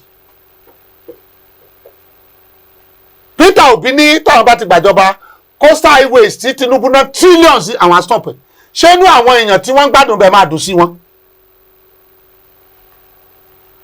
ọmọ àbí kí náà ti ń gbórúkọ ẹ̀ Dino Melaye àti Dalung Solomon unwise Solomon Dalung ó ní by 12 àwọn àtìlẹ́ Tinubu àtàwọn ẹrù ẹ̀wọ̀n akẹ́rù lọ ṣé wọ́n ṣe iṣẹ́ nìyẹn. ṣé Tinubu jáde tèrè Àbújá kí dandan ní tẹ́wà lé bẹ́ẹ̀ Tinubu jáde tèrè city boy ìgbà tí Tinubu ti practice politics ìbò làwọn wọ̀nyí wà Tinubu àwọn káwọ́ lérí ẹ wá léhùn dànù tí ìṣe 40 years tó ti plan láti di ààrẹ nígbà tí wí Tinubu sì dákẹ́ kò kúkú sọ̀rọ̀ bó lè jẹ́ ká mọ̀ wípé Tinubu ní every necessary machinery o láti win election mọ́ ní lọ́wọ́ o. Dr. Umar sọ pé you can't write election here this is not Rivers State mo kàn ń wò báyìí nígbà gbọ́ orí ẹ̀mọ́ gọ́tà kò dákẹ́jẹ́ ohun tí bàbá wa Awólọ́wọ̀ ṣe nígbà tó lóun máa probe àwọn military tó ń jẹ́ wọlé Àtíkù kì í sọ̀rọ̀ gbàgbà adákẹ́ àwọn tó wà lẹ́yìn ẹ̀bẹ̀ sí sọ Dino Melaye ni wọ́n máa lé Tinubu ṣé Tinubu jáde dènì tẹ́ ń lé ṣé wọ́n lè lé he has the machinery nínú àwọn machinery ẹ̀ ní Wike wà ṣé ẹ̀rọ kó machinery ní Wike lọ́wọ́ Tinubu wọ́n ní Fubara àti Wike ń jà Tinubu ló wà ń bẹ́ẹ̀ n tó fi jù wọ́n lọ nìyẹn dífàdàdùn ní n táwọn mi máa ń ṣe nìyẹn n tó fi jù wọ́n lọ nìyẹn. If there is any school of philosophy or what they call it policy abi politics in Nigeria Tinubu deserve to be honored emeritus professor of politics. Tinubu deserve it. Kò ní sọ̀rọ̀ ṣùgbọ́n wo bí tí ó ti gbá wọn n tó fi jù wọ́n lọ nìyẹn. Wọn ò lè lé má yẹ bẹ́yẹ àfi tí wọ́n bá gbàdúrà. Wọn ò lè lé Tinubu come 2027 wọn ò lè ẹ jẹ́ kí wọ́n máa bọ́ọ̀sì káàkiri. In my 2026 prophecy money ẹ̀yẹ́ dc tẹ́ ń pariwo pé ẹsẹ̀ kan lẹ gbé sílẹ̀ o Tinubu á gba ẹsẹ̀ kan yìí o yàrá ìṣubú lulẹ̀. Lẹ́ni yìí o tẹ́lẹ̀sán bá jáde lẹ́yìn tó kàn dé tẹ̀lẹ́sán lẹ́yìn Tinubu will match lẹ́ni yìí o mi sọdẹ́ sí ẹ o lẹ́ni tí mo bá yín sọ̀rọ̀ tó má ṣe election Nàìjíríà ìgbà tí mo sọ fún ọ tí wọ́n ti Tinubu tó clear gbogbo wọ́n kàn rárá fún PDP wọ́n kàn fún ní nípa chairman kan pé ìwọ gbàǹtẹ̀ jẹun ọjọ́ kejì ẹ̀rẹ̀ dìkàm sọ́dọ̀ wọn. Ọlọ́run nìkan ló lè yọ Tinubu kì í ṣe àwọn wọ̀nyí torí pé mo rí àwọn wọ̀nyí tí wọ́n ń tẹ̀lé Àtíkù yìí bíi pé it's just an inordinate ambition and selfishness and hatred for Tinubu and the Yorubas n tó wà lọ́kàn wọn yẹn. Why don't you plan? Why are you shouting? So the internet lè fẹ́ lé orí internet lè fẹ́ lé Tinubu ajá mọ̀ mọ́ tẹ̀fẹ́ lé bẹ́ẹ̀ àbáwọn gbàjà ò sí bẹ́ẹ̀ torí pé àwọn náà ò sọ̀rọ̀ bẹ́ẹ̀ ṣe léèyàn nìyẹn. Ìwọ tó bá fẹ́ mọ̀ bọ̀ ń kọ́sà wàá ṣe bí ọ̀bọ. Ìgbà tẹ́ ẹ lé Jonathan torí Tinubu wà lọ́dọ̀ yín ni ló ń fún yín lọ́wọ́ Tinubu ló fún yín ní gbogbo ọwọ́ tá ẹ fi lé. Ìgbà tí Tinubu fẹ́ lé Jonathan ẹ̀wọ̀gbọ́n ọlọ́wọ́ ni Tinubu Jagaban Ifá ó wò ó ta lè gbé níbí tó lè takò máa ó lọ mú Buhari wá ó wò ó báwo làwọn Christian ṣe lè support wa ó lọ mú Ọ̀ṣínbàjò ó mọ̀ pé Ọ̀ṣínbàjò close mọ́ bàbá Adébóyè ó dẹ̀ mọ̀ pé Ọ̀ṣínbàjò is a provincial pastor ó ti mọ̀ wípé àwọn Christian náà support ẹwọ ọgbọ́n tó lò nǹkan tó pa wọn nìyẹn kálẹ̀ mú jáde níbẹ̀ sí ẹ̀ ń lé òbí kiri ẹ̀ ń lé kíní kan káàkiri òbí káàkiri òbí lóun máa contest ẹ gbàgbé àwọn ibi kan ṣe Ọlọ́run nìkan ni àwọn people wọn they are not serious n tọ́ka máa jẹ náà wá they are not serious ẹ fẹ́ lé Tinubu ṣé Tinubu jáde tèrè kàn yà lébẹ̀ ni ẹ fẹ́ lébẹ̀ yẹ ṣé mo ṣe lé nìyẹn kò ṣe lé bẹ́ẹ̀ tí mo sọ níbẹ̀ nìyẹn tó fi wájú wọn tí wọ́n wálẹ̀ nísìn ẹ rí pé election FCT ti dàrún sínú àdánwò ok ẹ wọ àwọn tó kóra wọn jọ síbẹ̀ ṣé Káyọ̀dé Fáyẹ̀mí ló fẹ́ gba Èkìtì fún ADC irọ́ ni Káyọ̀dé Fáyẹ̀mí ò lè win Èkìtì níbi tí Òṣòkò wà ń bẹ̀ ẹ́ tí Báwo wà ń bẹ̀ Ṣẹ́gun Òní wà ń bẹ̀ olùsífẹ́ gbà á ṣé Rotimi Amechi ló fẹ́ gba Rivers State ẹ́ níbi kí Wike ṣọ́ṣọ̀ṣọ́ wà abẹ́rẹ́ ṣọ́ṣọ̀ṣọ́ o Wike na our leader ṣé òun ló fẹ́ gbà ó lè ṣe fẹ́ gbà ṣé dídò ló fẹ́ gbà Kogi State. yọ ṣó ti yẹyin látara ẹni báyìí ṣó ti yẹyin sà so nǹkan tó bá dẹ̀ mẹ́ni yẹn jáde látara ẹni yẹn ìdí tí òfin ní wálẹ̀ náà ni kó padà lóyà sọ́gà tó ń bá iṣẹ́ kí wá ṣe pé èmi jáde lára Táyẹ́wẹ́ lẹ́nìí ọ̀gá mi ó fi gbogbo nǹkan tó ṣe lẹ̀ ó fi gbọ́ tèmi lẹ́nìí so tọ́lọ́run bá ti wá dá mi láre tí wọ́n rò pé àgbà ẹ̀ lọ̀gá mi ṣẹ̀ mí nígbà kan nǹkan tèmi náà fẹ́ fi ta ayé tèmi náà fẹ́ mú nìyẹn ẹ jẹ́ ká gbàgbé irú ọmọ bẹ́ẹ̀ ó ń lọ o àti pé ẹlẹ́ẹ̀kejì ń bẹ̀ ni pé ṣe rí iṣẹ́ orin kì í ṣe pé bóyá nígbà táwọn ọ̀gá wa yẹn náà wà àwọn Alhaji Wasiu Alabi Pasuma ogun wọn àwọn Táyẹ́wẹ́ nígbà tó gbọ́n ń gòkè bọ̀ nígbà yẹn grace táwa ń rí àwọn ò rí grace yẹn gbà yẹn because ẹgbẹ́ nígbà yẹn iṣẹ́ fújì ogun ni tẹ́ bá dẹ̀ rí àwọn tó dá dìde nígbà yẹn wọn ò kọrin bí ẹnì kankan ká má tọra wa nígbà tí iṣẹ́ fújì le gan tó jẹ́ pé ogun ni tó yẹ pé ẹ̀ lè dìde níbi tẹ́ bá jókòó sí olórin ẹgbẹ́ ni ò lè jókòó síbẹ̀ àwọn onílù gan ṣe fúnra wọn gbogbo àwọn tó dá dìde ní gbogbo 90s nígbà yẹn 80s nígbà yẹn wọn ò kọrin bí ẹnì kankan.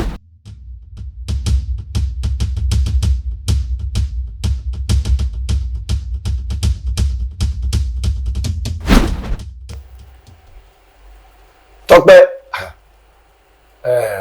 ọ̀rẹ́ mi olóríire ọ̀rẹ́ mi alálùbáríkà tó gbogbo wa náà àjọṣe kíkiri dáadáa ní máa fò lóko ni kò sólórí tó mú Tọ́pẹ́ kò sólórí tó mú Òṣùpá tó Tọ́pẹ́ bọ̀ nígbà tó yá tó táìmù kan tó bá yẹ pé ó ṣeé ṣe tó bá yẹ pé Òṣùpá ní Tọ́pẹ́ ṣì ń kọ bọ̀ nígbà yẹn ni ó ṣeé ṣe kí Tọ́pẹ́ tó máa jẹ́ Tọ́pẹ́ lọ kí n má sọ míì but lẹ́ni ó stand out náà fi rí i pé Tọ́pẹ́ ni eléyìí ṣó ti yé yín so ìyẹn lèmi bá sọ torí bẹ́ẹ̀ bí mo ìjọba Táyẹ́wẹ́ tó yìí mo lè kọ́ Tùngbà Táyẹ́wẹ́ lágbo mo lè kọ́ Síyá Táyẹ́wẹ́ lágbo ṣùgbọ́n Ọlọ́run twist voice mi yàtọ̀ tó yẹ pé tí mo bá ń kọrin ó yàtọ̀ sí Táyẹ́wẹ́ voice mi ó yàtọ̀ sí tọ̀gá mi but lára àwọn tọ̀gá mi níbẹ̀ máa lọ sínú ọ̀gá mi yẹn màá mú bẹ́ẹ̀ èmi náà tó fi ta Síyá fáwọn tọ̀gá mi torí pé wọ́n jẹ́ tó okay for example nígbà tí mo dẹ́yìn Alhaji Àdá Táyẹ́wẹ́ ọmọ àfà àkọ́dé units àwọn olóko tẹ́ bá ti rú ní bára kẹ́ máa ṣàánú kìnnìkan tó bá jẹ́ pé mo follow step ọmọ àfà ni ó ṣeé ṣe kọ́ máa mẹ̀mí náà kálẹ̀mí náà ń gbérin bí ọmọ àfà nígbà yẹn ó ṣeé ṣe kémi náà máa lè gbérin tèmi náà máa dá ronú láti lè sọ pé àjà àmàjọ ọmọ tó bá bí ẹ̀rí kìnnìkan ṣó ti ìyẹn fún yẹn ń bẹ̀ àgbàdo mi lè fún àwọn tó kù wá ni pé tá a lè jókòó lóòótọ́ ó rọrùn olórin tí ò kọrin bí ẹnìkan ẹ̀sà olórin tí ò kọ Wasiu Ayinde tí ò kọ Táyẹ́wẹ́ tí ò kọ Òṣùpá tí ò kọ Paso tí ò kọ Màláíkà kó tó lè dìde a tiraka gbìyànjú ṣùgbọ́n tọ́lọ́ ń bá ràn án lọ́wọ́ tó bá dìde Ọlọ́run má jẹ́ ó jábọ́ àfiwà ṣòtì because òun náà máa dáyọ ó máa dá unique ni flavour tí ẹwọ pàtí Small Doctor máa jáde oríṣiríṣi àwọn ní hip hop ló wà but nígbà tí Small Doctor máa jáde ó dá yàtọ̀ ni àti pé iṣẹ́ orin fújì ò lè kú ẹwà àwọn olórin hip hop tó ti ń kọrin bọ̀ tipẹ́tipẹ́ ká sọ pé bí i 30 years olórin hip hop mélòó ló ní star 30 years kò sí. ẹ wà àtìgbà táwọn ẹ má jẹ́ ká sọ pé ẹ má jẹ́ ká lọ sọ́dọ̀ àwọn Alhaji Wasiu Ayinde, ẹ jẹ́ ká bẹ̀rẹ̀ látòrí àwọn bàbá mi ọ̀gá mi Alhaji Wasiu Alabi Pasuma, àwọn Tàẹ́wẹ́, àwọn Saheed Òṣùpá, àwọn Obesere, àwọn Alhaji Sefiu Alao, gbogbo wọn bọ́ ṣe ń bọ̀ yẹn. olórin wo ló ń kọ hip hop látìgbà yẹn tó dẹ̀ remain ni? No, nítorí pé iṣẹ́ fújì iṣẹ́ tó kó ọ̀pọ̀lọpọ̀ àwùjọ èrò dání ni. nígbà yẹn kẹ̀dẹ̀rẹ̀ bóyá àwọn bíi 50 ló ti ná fáwọn ọ̀gá bọ̀ láti bí 40 years ago. nínú àwọn 50 yẹn àwọn mẹ́wàá lè ti kú, àwọn mẹ́wàá lè má sì fi bẹ́ẹ̀ ní mọ́ọ̀chì mọ́, àwọn mẹ́wàá lè ti travel lọ sí ìlú òyìnbó, kókó àwọn 20 tó kù ń wá ságbo, ó lè jẹ́ bí 10 ló ń náwó kí 10 tó kù kàn wá ṣe fàájì. lára àwọn tó ṣẹ̀ wá ṣe fàájì yẹn náà máa recruit àwọn another fans ní ìdìde. ṣó ti yé yín? ok, irú ẹ̀yin sí olótù agbo ṣọ́mẹ̀sì ni mo fẹ́ lọ lẹ́ni o, láìkí ṣọ́mẹ̀sì o, dẹ̀ kí n gbóni ṣọ́mẹ̀sì, ọ̀rẹ́ yín lówó yín wá ságbo àánú ṣọ́mẹ̀sì. nígbà tẹ́ bá débẹ̀ tí mo ṣe dáadáa sí mi ìdẹ̀ kí n gbọ́ fújì o, mi ìdẹ̀ fi bẹ́ẹ̀ láìkí àwọn olórin yẹn gọ̀tẹ́ àbòbí ọmọ ṣe wá ṣe àmúdẹ̀ láìkí ẹ̀yin náà ti di fáǹsì mi nìyẹn. so ó plus sí ni ìyẹn ni iṣẹ́ fújì fi wà lókè téńté tí ò dẹ̀ lè lọ. ṣẹ́wárẹ́lẹ̀ kejì ń bẹ̀ wípé téèyàn bá búyàn kò lè lógo, bàbá ńlá arọ́ ni. láti jọ́ ni mo ti ń rìnrìn ìgbésí ayé mi bọ̀, kọ́lọ̀ ṣàánú mi náà. nǹkan tí mo gbàgbọ́ ni pé olórin tó bá búyàn tó fi ní star, ẹ̀dẹ̀mọ̀ páwọn èèyàn controversy lọ fi ń jẹun, especially àwọn bloggers yẹn. bẹ́ẹ̀ bá kọrin bàbá lágbájá tẹ́kọrin Yàtà Mẹ́nà tẹ́kọrin Wàásù, wọ́n lè má wò. bọ́ bí tẹ́ bá ti ń búyàn tẹ́lẹ̀ náà dá yín lóhùn, wọ́n á fẹ́ gbọ́. bọ̀ ṣé kí n má tàn yín, tíjà yẹn bá ti parí, olórin yẹn náà ń bá jà yẹn lọ. olórin yẹn náà ń bá jà yẹn lọ because èébú yẹn ló bú tó fi ń búyàn. kọ́nà má gbẹ̀mí ẹni tó ń bú yẹn, tí nǹkan kan bá ṣe ẹni tó ń bú yẹn, bóyá ẹni yẹn ṣaláìsí or whatever, ta ló fẹ́ bú mọ́? ṣó ti yé? but nǹkan tó ní believe ni pé màá ṣe tèmi, mi ò rẹ́dí àti búyàn. gẹ́gẹ́ bí orin Alhaji Sulaiman Alao Adékúnlé tí wọ́n jáde sí pé ọba máa fà é lọ́tún, ọba máa fà é lọ́sì, wà focus, ìtẹ̀síwájú nǹkan tó ń ṣe ni kó máa wò lọ. gẹ́gẹ́ bí orin ọ̀gá mi Sulaiman Dàda Tàẹ́wẹ́ ni pé àkìtàn tí o bá gbẹ̀gbìn kò lè kún, ọ̀rẹ́ mi má sọ pé ìwọ ò gbà wọ́ sí o, ẹni máa gòkè nílé ayé arọ́rọ́ sọ. èmi ò ní ìjà ti búyàn kí n tó dókè. bí mo yẹn ṣe lọ wẹ́rẹ́wẹ́rẹ́ yìí, mo mọ̀ pé Ọlọ́run tó gbé mi dé ipò tí mo wà yìí, mo mọ̀ pé lágbára Ọlọ́run á gbé mi ga jù bẹ́ẹ̀ lọ láì wá ṣubú anybody. so kò jù bẹ́ẹ̀ lọ sà.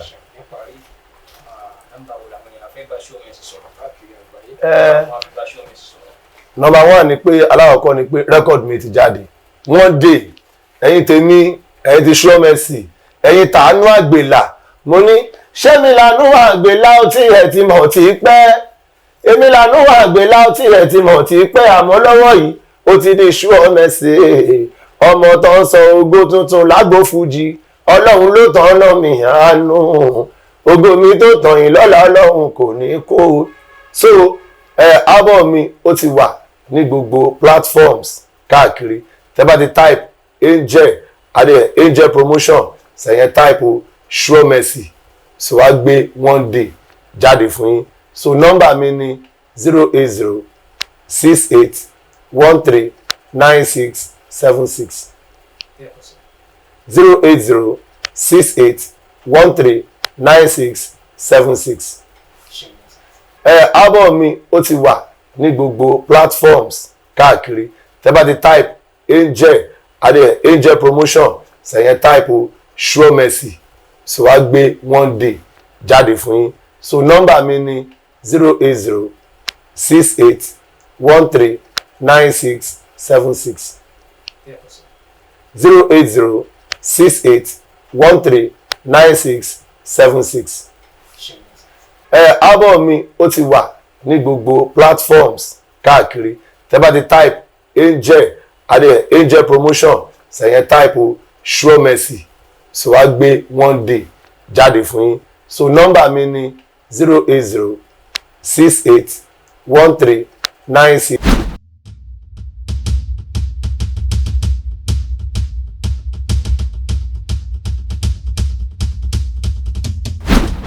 Angel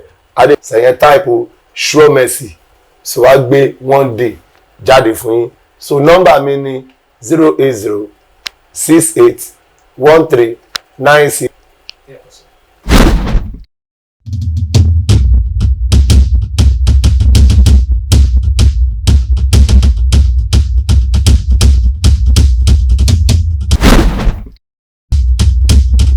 Angel Adé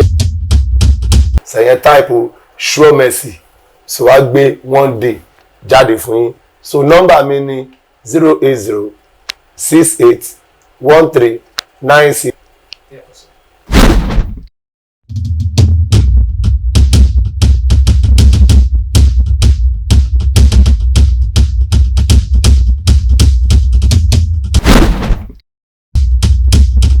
Angel Adé sẹ̀yẹn táìpù Sure Mercy so wá gbé one day jáde fún yín. So nọ́mbà mi ni 080681396.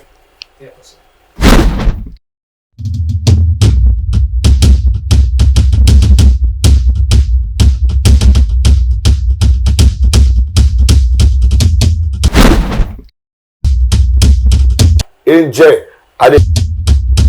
sẹ̀yẹn táìpù Sure Mercy so wá gbé one jáde fún yín. So nọ́mbà mi ni 080681396.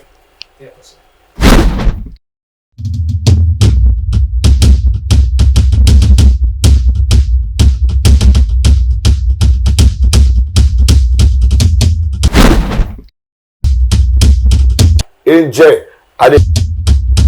sẹ̀yẹn táìpù Sure Mercy so wá gbé one day jáde fún yín. So nọ́mbà mi ni 080681396.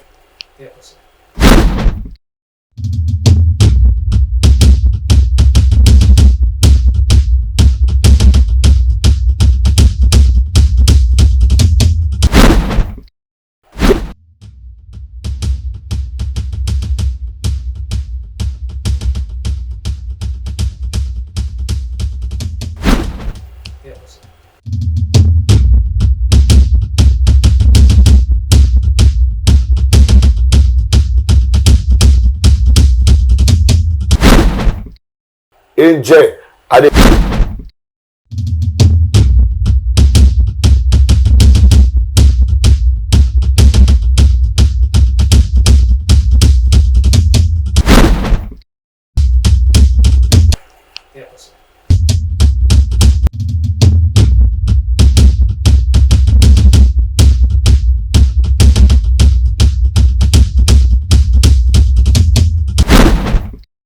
Angel Adé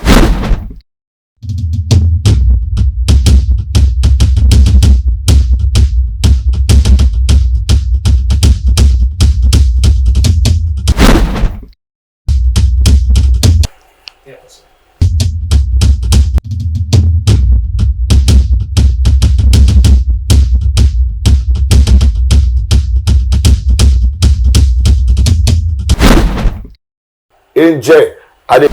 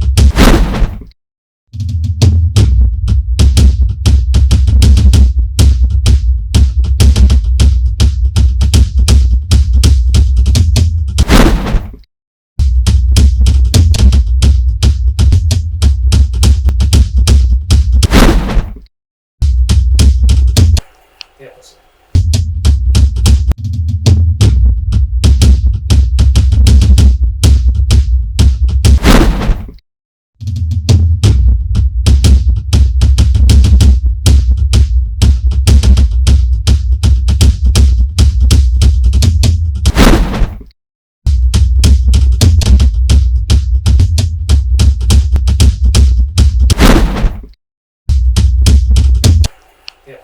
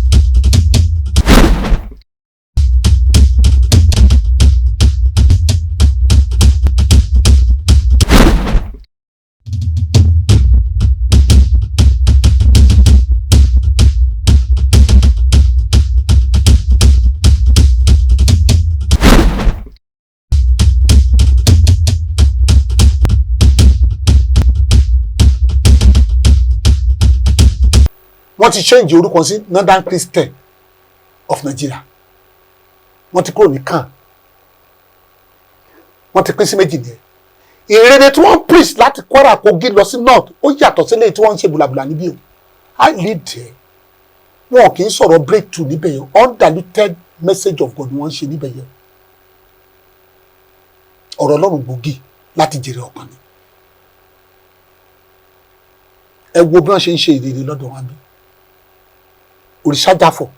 ìgbà tó ti jẹ́ CAN president ní wàhálà ti dé. Ní wàhálà ti dé bá wà nínú ẹ̀sìn yìí tó kàn ṣe bùlàbùlà káàkiri. Èmi àti bàbá Ọlápàdé Àgòrò, bàbá ẹ̀ ti kú, àpọ́sù mi. Bí kìíní ṣe lọ là ń kọ̀wé. Ẹ wo ìgbà, ẹ wo 2014. Òrìṣàjáfọ̀ became campaign manager for General in 2015. Mo ṣì ń béèrè dè ní Òrìṣàjáfọ̀ Oyèdépò ni wọ́n kó 3,000 bishop lọ sí Jerusalem tán lọ gbàdúrà fún Jonathan kó wọlé. Tí mo sọ fún pé you misled Jonathan and you push him to disgrace, he will fail. I have the paper. Òun náà sọ pé ṣé kò sọ lọ́run Nàìjíríà mọ́ ni wọ́n wá ṣe show off, wọ́n ta òróró sórí ẹ̀, wọ́n bímọ ẹ̀ worldwide. Next president Oyèdépò àti Òrìṣàjáfọ̀ ni ṣó yẹ kó rí bẹ́ẹ̀? Ṣé àwọn bàbá yìí rí pé ẹni ọ̀wọ̀ ni wọ́n, anointing Ọlọ́run wọn kárí? My belief is this: as long as you have the calling of God, you have become an ambassador of God and Christ representative of man. Ipò tí ìrere wà ní Nàìjíríà ṣó tọ́? Ojú ti èmi láti jáde pé pastor ni mi àbí prophet. The position of things. Ṣé gospel ìrere 1970, 60 to 80s ṣó ni? And these leaders, they messed things up. Ṣé bí Nàìjíríà yìí la wà nígbà tó fi jẹ́ ti Òrìṣàjáfọ̀ smuggle $5.4 million. Ìgbà tí mo kọ lẹ́tà sí wọn, ẹlẹ́yìn gbé lẹ́tà jáde kí n kà sọ, mo publish ẹ̀.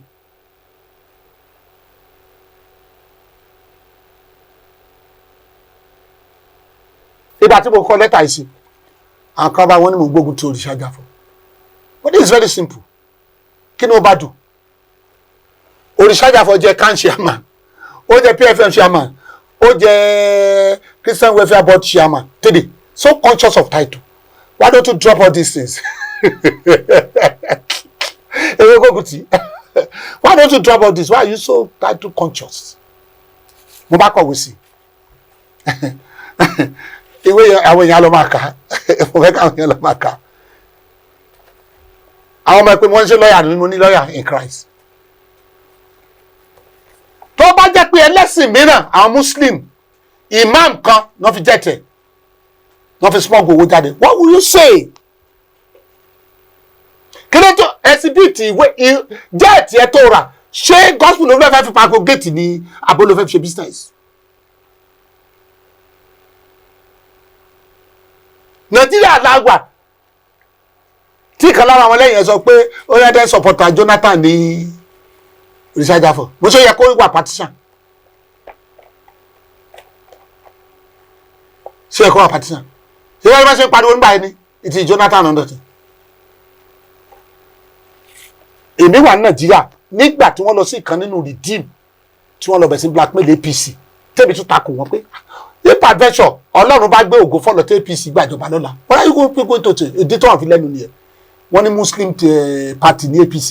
búdẹ kílíkà APC ìkòkò pàpàpà fún APC. Ṣé wọn máa yọ kọ́lẹ́kọ́lẹ́ lọ máa jẹun lọ́bẹ̀ APC Muslim party lẹ́yìn? That rubbish, they don't know what wọ́n ti dìre. Òrìṣàjáfọ̀ gọ́ọ̀mẹ̀ntì ìlú bá. Ṣé bí Nàìjíríà làwà tó lé àwọn Catholic jáde ká tó lọ bẹ̀bẹ̀ kan padà? Ṣé yẹ kó rí bẹ́ẹ̀? CAN tó yẹ kó unite papọ̀. Ìgbà yẹn nìkan ti wọ̀, ó ti wọ̀. Ṣèbóun náà ló délẹ̀ tí gbogbo àwọn ṣẹ́ pé CAN ló yẹ kó máa control other churches àwọn kìíní yẹn ṣé ká lé gbọ́n ni tí wọ́n á pè ní CAN one. Wọ́n dẹ̀ dúró bá lójú tiwa, CAN dẹ̀ pín sí méjì. àdẹ̀rí kan ṣe sí wọn lámúkú rẹ̀ rù pẹ̀lú wọn lórí ẹni kan tó ṣẹlẹ̀ ok ẹ wo orú ẹ̀ náà ló ń ṣẹlẹ̀ tí wọn lè fi tẹ́ẹ̀mù àwọn tó sọ̀sọ́kúsọ lórí íńtánẹ́ẹ̀tì lè ní tán rí iná ṣáá lójoojúmọ́ táàmù bóyá ìran ni wọ́n rí bóyá advice ni káàrí ṣé báyìí nínú ẹyẹ náà òun náà ló ń ṣẹlẹ̀ ní ìṣẹ̀lẹ̀ lọ́jọ́ ìtẹ́nìkan pè mí pé mo sọ fún Tibetan mo ní sí Tibetan ò gbọ́dọ̀ kọ̀ mí lójú pé mo sọ̀rọ̀ sóhun I am advising kí ló dé tí Tibetan ò bẹ̀bẹ̀ kí ló dé tí Tibetan ò bẹ̀bẹ̀ mo ní kò sí ẹnìkan kò sí fádà kan ní ayé tí àwọn ọmọ ìjọ rẹ̀ tí wọ́n sọ̀rọ̀ sí fádà ẹlẹ́yìn tó kù ẹ̀ṣẹ̀ ni àpẹẹrẹ burúkú ni Tibetan fi lélẹ̀ mo ní kan tí mo sọ fún ẹ kó kọ̀rọ̀ ti ara ẹ̀ mo ní because àjọ wà ń ṣẹlẹ̀ ni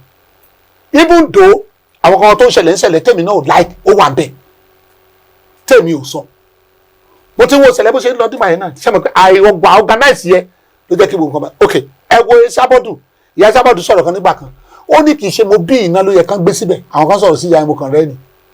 ṣé ẹ Sábọ̀dù jọmọdé níṣẹ̀lẹ̀ ìyá tó wà ní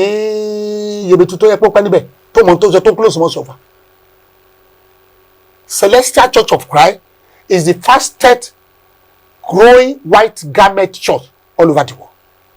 Ṣé mo bí ìnáwó yẹ kó máa lead ẹ̀? Bàbá yìí ti dàgbà. If I had my ways I would retire him. Màá retire ẹ̀ máa gbé sí màmá fi ṣe life patron. Bàbá jókòó máa jẹun kó máa jẹ́ adviser fún wa. Ṣé àwọn ọmọ yẹn ò sí bẹ́ẹ̀ ni? Ṣé tọ́sọ̀ ò sí bẹ́ẹ̀? Ṣé ọmọ tọ́sọ̀ ò sí bẹ́ẹ̀ kó lead? Very agile. Torí iná tó lé ní. Ṣé Solomon ò sí bẹ́ẹ̀? Abẹ́ mínísà ni ò sí bẹ́ẹ̀? And they stop. We should stop passing things up. Àwọn èèyàn bẹ̀rù láti òótọ́. If I had my ways, màá ní kí wọ́n mú tọ̀ṣọ́ ẹ̀mú ọmọ tọ̀ṣọ́ lọ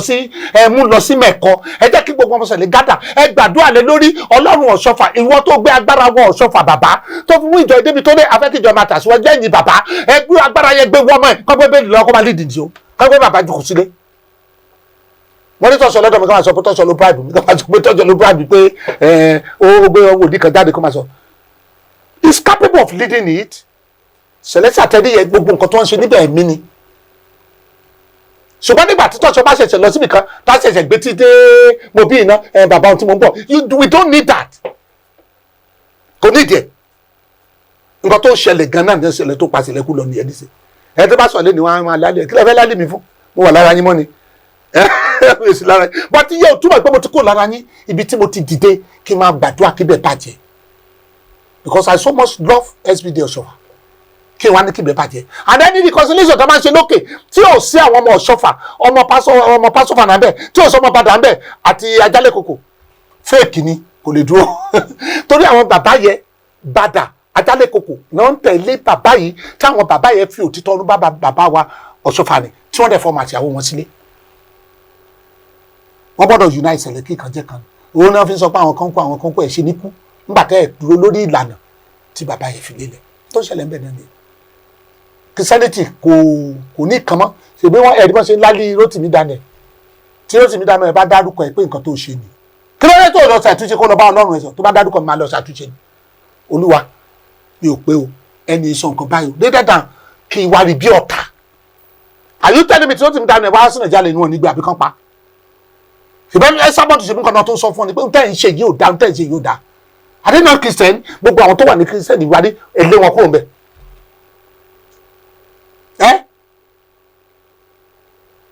Christianity ti wọ́wọ́wọ́ ó ti di ṣọ́ṣọ̀ṣọ́ ìgbàgbọ́ sí ní Nàìjíríà mọ́ nítorí kálukú máa jẹ lókun ní wọ́n wá káàkiri ẹ gbàgbé ẹ lọ sórí òkè káàkiri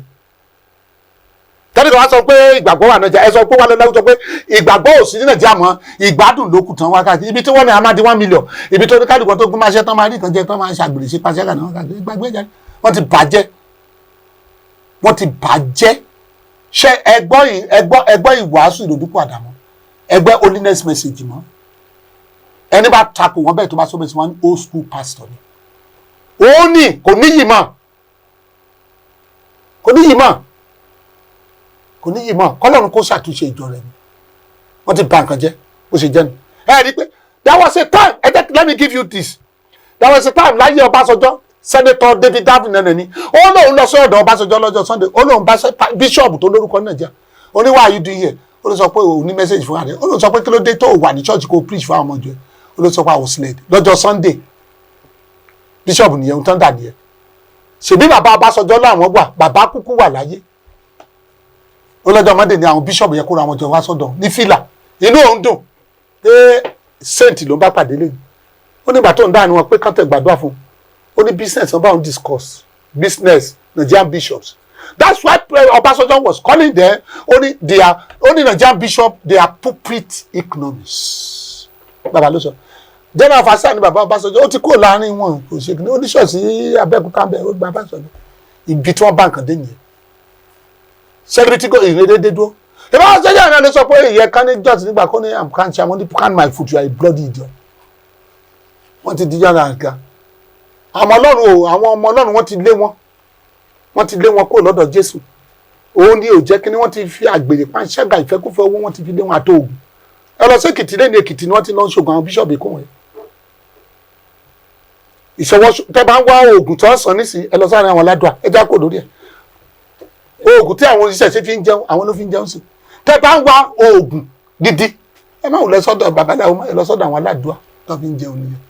ó ti ba ìrèdè jẹ́ kọ́lọ́run gbà wá àdúrà tẹ́yìn ó máa bá ń gbà kọ́lọ́run di èmi àti fámìlì mi mú dópin táṣọ kọ́lọ́run di mú dópin ní tèmi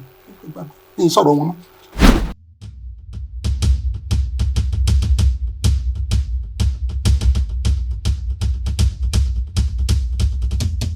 mo bá omijé ojú pàdé ní 2019 lọ́dọ̀ Délé primate so wọn fẹ́ gbàgbọ́ free time mo bá omijé ojú pàdé lọ́dọ̀ primate Ayọ̀délé ní 2019 mo sì sọ fún wípé tọrọ ìdáríjì ẹ̀ṣẹ̀ o gbogbo ẹ̀ṣẹ̀ tó dá o kò sì béèrè fún àánú ẹ̀mí gígùn mi ní sọjú bẹ́ẹ̀ Ayọ̀délé wà ń bẹ̀ mo bá pàdé mo sì sọ bẹ́ẹ̀ fún mi ní sọjú bẹ́ẹ̀ lọ ìwọ tó máa pa ọmọ ológun ni ẹ má fẹ́ ṣe ṣeré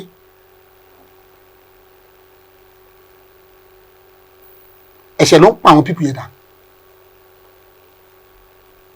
wọ́n fẹ́ sọ fún pé àwọn Adébódù yẹ kì í mọtí mo sọ jáde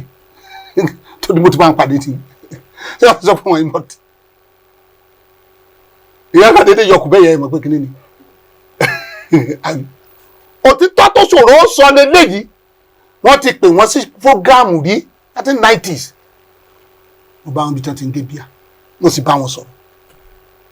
ìwọ tó jọmọ ológo wọ́n fẹ́ ṣe ṣeré that's not the point èmi ò bú ọ ní ìfẹ́ nìkan kan gbá o I'm a non prophet mi ní pé dúdú ní pupa ìwọ tó mọ̀ pé ọmọ ológo ni ẹ́ òun fẹ́ ṣe ṣeré Sátánì ó relú alẹ́ pa pátáluwa ló fa ohun tí ò yé àwọn olórin ẹlẹ́mìí nìyí ibi tí Sátánì pa ìrìn àjò ayé wọn ti fi yà jẹ wọn nìyẹn ojú ọmọ ológo òun kọrin ẹ̀mí ṣé ní èṣù dùn kó rógòlò àbí Samson kì í ṣe ọmọ ológo ṣé kò fẹsẹ̀ ṣeré ṣé Sátánì òde lápá ṣé kò padànù kó tó ṣẹlẹ̀ ní ẹ̀ kọ́lọ́run ṣí àwọn ọmọ olórin ẹ̀mí lójú ẹ̀mí ni kó sí wọn lójú ẹ̀mí ni ìwọ ń kọrin ọmọ ológo ni ẹ́ inú èṣù dùn tiẹ̀ bẹ́ẹ̀ ṣé bá ṣe ń sìn ìrìn àjò ayé nìyẹn àbí Samson kì í ṣe ọmọ ológo àbí Sátánì kò padànù nítorí pa wọ́n nìyẹn ó di ọjọ́ tí àwọn ọmọ wa wọ̀nyí tí wọ́n bá jókòó báyìí tí wọ́n ronú pé ògo Jésù wà ní ayé mi ìjẹ́nu Jésù dùn ìjẹ́sù dùn sílẹ̀ ìpalára ẹ̀ ní wọ́n wà á kàn pa wọ́n dà ní ẹni bó ṣe ń pa wọ́n ṣe ni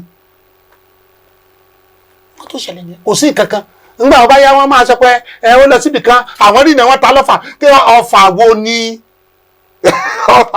ẹ̀wọ̀n ta lọ́fà they were not thinking they were not even talking about the sin they committed against God no ìrònú bẹ́ẹ̀ nítorí bá túmọ̀ tó jọmọ ológo tó ń kọrin tó ń ṣiṣẹ́ Olúwa tó ń ṣe kírísítẹ́nì you have to be very careful àìṣọ́ra wọn ló jẹ́ kí Sátánì wọlé kó máa pa wọn síkúnsíkún mọ́lẹ̀ ìṣe ló ń pa wọn síkúnsíkún mọ́lẹ̀ á jẹ́ kí náà ògùn wọn kó jó bùlàbùlàbùlà kàn bomi pa gba ihò tán náà nìyẹn ẹni bó ṣe ń pa wọn kò sí kankan Ọlọ́run fẹ́ràn wọn ó fún wọn ní ẹ̀bùn kọ́kọ́rin láti máa fi yàn sọ́lọ́run yẹn láwa ní kò ń dédé máa pa wọ́n á wá fi àwọn ọmọ èṣù sílẹ̀ ẹ̀ṣẹ̀ ni ẹ̀yin náà ò rí bá àwọn ọmọ olórin yẹn ṣe ni so arrogant rí bọ́n ṣe ni so arrogant ẹni pé mo sọ fún Tọ́pẹ́ Àlàbí nígbà kan ìwọ Tọ́pẹ́ ṣé bó ṣe bẹ̀rẹ̀ rí àwọn ẹ̀ka ń sọ̀rọ̀ sí gbà wọ́n ní mo sọ wọn mú gbé sẹ́yìn tí Lizzy Anjorin mo ní orí mi lẹ́kọ̀ọ́ abẹ́rẹ́ mi lé Lizzy Anjorin mo ní I am one of the few prophets in Nigeria who take active interest in guiding the nation in the path of righteousness peace progress equal right and justice mi ò sínú àwọn pásọ tó fi dúdú pé púpá mo ní àní kí ló dé tó fẹ́ bá kíní bàdé ọmọ yẹn jẹ́ some call for ìwọ tá a mọ̀ ọ̀dọ̀ àbúrò mi ní Tọ́pẹ́ Àlàbí ti bẹ̀rẹ̀ Adélabú so mo mọ̀jú ẹ̀yin tẹ́ ń gbé káàkiri lọ ṣé bó ṣe bẹ̀rẹ̀ dé o fẹ́ jẹ́ kí nǹkan ayé kan tàn ẹ́ pa ó ń ṣe bùlàbùlà lọ́jọ́ ẹ̀ ọtí Jésù pa mí ò jàre gbọdọ̀ tí Jésù wà ní Bíbélì ṣé kìí ṣọ̀rọ̀ ayé nìyẹn ọtí Jésù pa mí ò báyé mo dẹ̀bọ̀ no olórí ẹ̀mí ní ẹ̀ tọ́lọ́run gbéga kí ló dẹ̀kù kóra máa fi sùúrù bá bàbá rẹ lò gbà kó má jẹ́ kí ọrọ̀ ayé kó gbàjọba ọ̀nà rẹ̀ ṣé mo kàn tí mo sọ fún nígbà yẹn náà ni àwọn ọmọ ìka ní kí lẹ fẹ́ sọ ló ní túmọ̀ sí ẹ̀rí mi lọ́dọ̀ Tọ́pẹ́ Àlàbí àbí ẹ̀rí mi lọ́dọ̀ Lizzy Anjorin wọ́n ní mo like Lizzy Anjorin no yes I'm not hiding it ṣé ẹgbẹ́ ìgbà tí mo tún ìkan lọ́jọ́ sí tí wọ́n sọ pé akọgun mo sọ no yes àní akọgun yìí ṣe wòlíì tí wọ́n bá sọ̀rọ̀ wòlíì ní Nàìjíríà you don't even need to talk ọmọ ìyọdún tí mo ti sọ tẹ́lẹ̀ ni wọ́n sọ̀rọ̀ wòlíì íńtánẹ́ẹ̀tì ní ẹ́ ìwọ ìṣe wòlíì kí ló dé tó ń jẹ́ kí Lizzy Anjorin máa polongo ẹ Lizzy Anjorin ò dédé polongo ẹ ó kọ́kọ́ ń sọ síta n tó ń ṣe bóyá wàá bá òbẹ̀sí ńlá lé ẹ̀ òun bẹ́ẹ̀ gìlàgìlà káàkiri tó bá rí ẹlẹ́pàá nísìnyí wọn ta lọ́fà wọn ni wọ́n jowó ẹ̀ owó wo ni wọ́n ń jẹ kí ló kẹ́ pẹ̀lú ọ̀fà torí pé n ti gbénu wájẹ n ti gbénu ayé lọ ó bá sórí social media òun lálẹ́ Lizzy Anjorin ṣó yẹ kó rí bẹ́ẹ̀ ni Lizzy Anjorin tó gbọ́n kí Lizzy Anjorin tó fi náà sójú ẹ àáfà ẹ ohun tó ṣe fún ìyá a máa fi hàn ayé ǹjẹ́ tó bá ti sọ sí Lizzy Anjorin báyìí Lizzy Anjorin ẹ̀ máa tàn náà lẹ́nu ẹ̀ máa sọ̀rọ̀ ni wọ́n tó ń ṣe nìyẹn sọ́dọ̀ bí ọmọ yẹn Lizzy Anjorin jọmọdé nu ayé sójọmọdé ó kẹ́ ẹ̀rọ lédi ẹ̀ ń jọ́sí nísìn olóhùn ṣe bá dé fọ́mọ ẹ̀ ó gbá kọrin wá kó máa sọ̀rọ̀ sí Lizzy Anjorin ọmọ kékeré ó mẹ́pọ̀ ti fẹ́ fa ogun wọlé Lizzy sì dákẹ́ àwọn kan táwọn ọmọ Yorùbá ń ṣe nìyẹn ọmọ ológo ni gbogbo ọmọ Yorùbá èmi pèlépọ̀ ọmọ ológo ni gbogbo ọmọ Yorùbá ṣùgbọ́n èṣù ló fẹ́ gba ògo lọ́wọ́ wa ṣé bàbá wo náà kì í ṣe ọmọ ológo Sunday Igboho kì í ṣe ọmọ ológo ṣé Akíntóyè kì í ṣe ọmọ ológo ṣé ẹ̀yin náà tẹ̀wọ̀n bí kì í ṣe ọmọ ológo ṣé èmi náà kì í ṣe ọmọ ológo ìran ọmọ ológo ni wá ṣùgbọ́n Sátánì ló kàn fi àjà kò sí nísìn tó yẹ tá a bá sọ àwọn tó ń kọrin jù Nàìjíríà àwa ni tá a bá sọ̀rọ̀ àwọn pásítọ̀ gidi Nàìjíríà àwa ni tá a bá sọ̀rọ̀ prọfẹ̀tì gidi Nàìjíríà àwọn ni ṣé bí àwọn bàbá wa ní Apostle Ayọ̀ Babalọlá Akíndayọ̀ mi ń kọ́ tí wọ́n láṣẹ ń kọ́ Orímọládé kí wọ́n sọ wòlíì kan tó ti jáde ní Nàìjíríà apart from àwọn èèyàn wa ṣùgbọ́n Sátánì ó ti pọ̀ ọmọ ológo ni wọn ló fi ń fi ìyà jẹ wá níyà ìyà tó fi ń jẹ wá ni pé àwa ń gbógun tira wa kí ni reason táwọn olórin tó ń jowó ara wọn kí ni reason táwọn Lizzy Anjorin àtàwọn celebrity ara wọn fi gbé kò sí reason ṣé tẹ́nìkan bá kú nínú wọn ṣó dání nígbà tí wòlíì kan jáde tó sọ pé ọjà mẹ́ta ló wà ọjà kìnní kan gama ọjà abiyamọ ọjà ológbò ni why you saying all those rubbish tó bá ní sáré sọ̀rọ̀ sí Prophet Wálé Ọlágúnjú tó bá ń wórúkọ bàbá yẹn máa fún ẹ can't comfort me we need to put the record straight nítorí òsínú Bíbélì ni ní wàásọ lẹ́yìn ọ̀ká bá ṣe kìnní kan ṣé ìwọ jẹ́ babaláwo ni ṣáwa náà mọ̀ pé gbogbo ẹran tí ọ̀ká bá fẹ́ sọ ẹnu ọ̀ká ní kú sí ni you don't need to say that ṣé tí ọ̀tá Lizzy Anjorin bá kú nígbà èso dání ṣó pọ́nlé wàá máa bó sí pé Lizzy Anjorin ṣe tiẹ̀ no gospel rí bẹ́ẹ̀ Jésù ń lọ sí Jerusalem àwọn ọmọ yìí sọ pé ibi náà sọ òkúta lẹ́ẹ̀kan ó jà pé náà bí tèdíjà ó ní the Bible say the Lord Jesus Christ rebuked them ó ní ẹ̀yin kò mọ ẹ̀mí tó ń gbénu yín ó lọ́mọ èèyàn wá láti gba ẹ̀mí là kì í ṣe láti pa ẹ̀mí nù gbogbo àwọn ẹgbẹ́ gospel tó ń pariwo tó ń ṣègbè fún yẹn gospel olè nìyẹn kì í ṣe ohun tí Jésù gbé lé wa lọ́wọ́ iṣẹ́ gba ẹ̀mí là ló gbé lé wa lọ́wọ́ ó lọ sí máa sọ pé wàá sọ ẹnìkan náà ta wàá yọ aníwèé and you want me to support such a pastor? No, I'm not a pastor.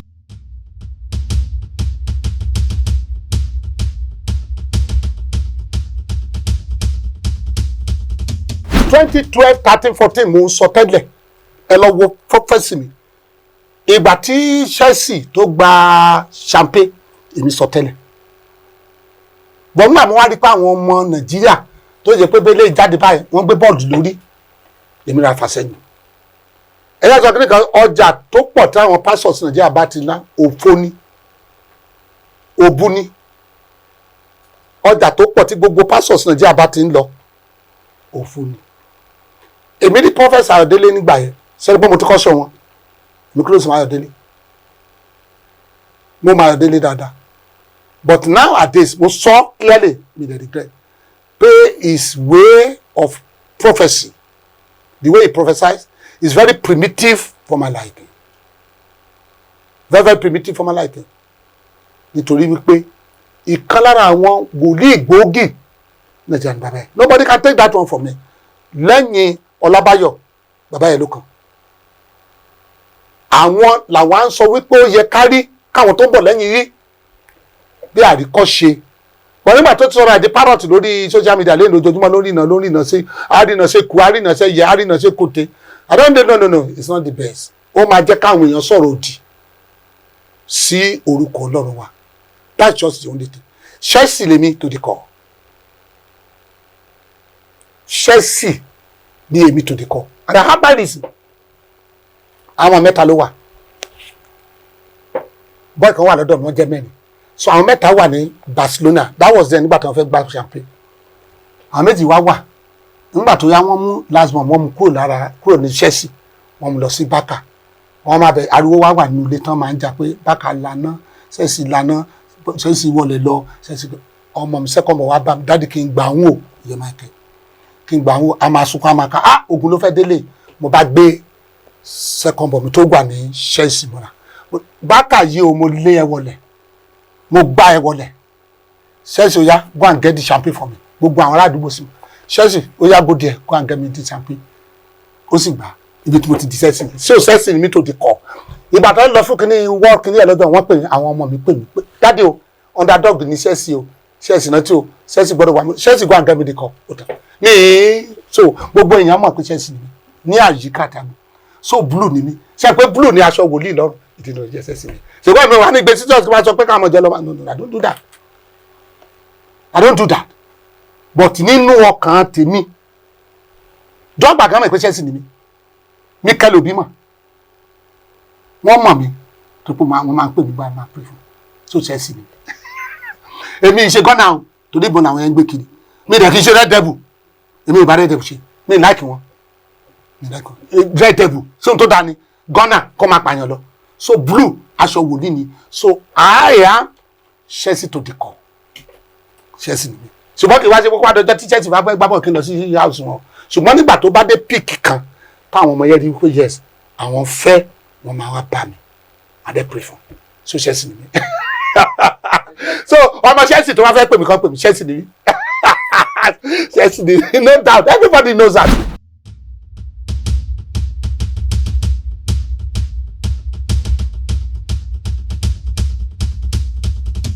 ẹ rí wípé mo fẹ́ kọ́ gbàdúrà fún Tinubu àsọtọ́lẹ̀ ẹ̀kọ́ mu dání if peradventure tó bá wọlé ní 2027 kí wọ́n bẹ̀ sí ní gbàdúrà báyìí kó lè parí ẹ̀ ìṣẹ́dá kọ́ ọ̀tá rẹ̀ kó má parí ẹ̀ kan pa àbí kan gbàjọba it's very clear ohun tó máa jáde ní 2027 yẹn ẹ gbà pé àwọn tó sọ pé Tinubu ṣubú ní Kuwait lọ́jọ́ tán pariwo pé ó ti kú tán pariwo wọn ò serious wọ́n fò kú yọ̀yàn wọ́n fi kú yọ̀yàn ni kò ní kú Tinubu ò ní kú wọ́n bá gbàdúrà kó lè ṣàṣeyọrí o èyí tó wà ń bẹ kó ṣàṣeyọrí kọ́ má tì kọ́ gbé 2027 lẹ̀ 2027 máa tẹ̀kẹ̀ ara ẹ̀ á tẹ̀kẹ̀ ara ẹ̀ ebi ń pa ọmọ Nàìjíríà ebi ń pa ọmọ Nàìjíríà ẹ gbàgbọ́ àwọn tó ń pèsè Tinubu àlebi ń pa wọ́n kó lè ṣe o tí Yorùbá bá kàn dákẹ́ wọ́n kàn dákẹ́ ni n tẹ̀mí rí ni tẹ̀mí sì rí kó dáa kó ṣe ìsọ̀tsọ́ ni òun mo tún fẹ́ àkókò yìí o ẹ̀yin ọmọ Ọlọ́run o àti register organisation wa àti register ẹ̀ pẹ̀lú federal government wọ́n dẹ̀ àti ní backing àwọn tó notable Nigeria ẹ̀yin Yorùbá ẹ̀ support wa kọ́ research ẹ̀ ṣé bí America ni wọ́n wà ìlú kankan lamẹ́ríkà is a state is a country wọ́n papọ̀ ni àti change orúkọ and I'm changing the name now ṣebí Tinubu náà change the national anthem on your mandate we shall stand abi ẹni nǹkan tó kọ ní national assembly yẹn on the farm mandate we shall stand àti change orúkọ Nàìjíríà lọ́run sí United States of Nigeria united without any form of division or separation Ọlọ́run ọ̀run ti change yẹ èmi náà pronounce ẹ̀ lẹ́nu kí Tinubu kà gbọ́dọ̀ national assembly ni kọ́ approve ẹ̀ ni on your mandate làwọn national assembly yìí kọ on the farm mandate ẹ̀mí àtàwọn group náà kọ on the farm mandate we shall stand United States of Nigeria without any form of division or separation lórúkọ tí bàbá tọmọ tẹ̀ mọ́ àti approve ẹ̀ so tó wà bẹ́ẹ̀ náà ni kó gbé jáde fún wa orúkọ yẹn ti dàjẹ́ bíbélì ní ìbàjẹ́ pé oníbàjẹ́ múlálẹ́ Obama làbùkù Obama change orúkọ Nàìjíríà ti bàjẹ́ ní gbogbo àgbáyé ẹ change United States of Nigeria ká máa gbádùn lọ ó tọ́.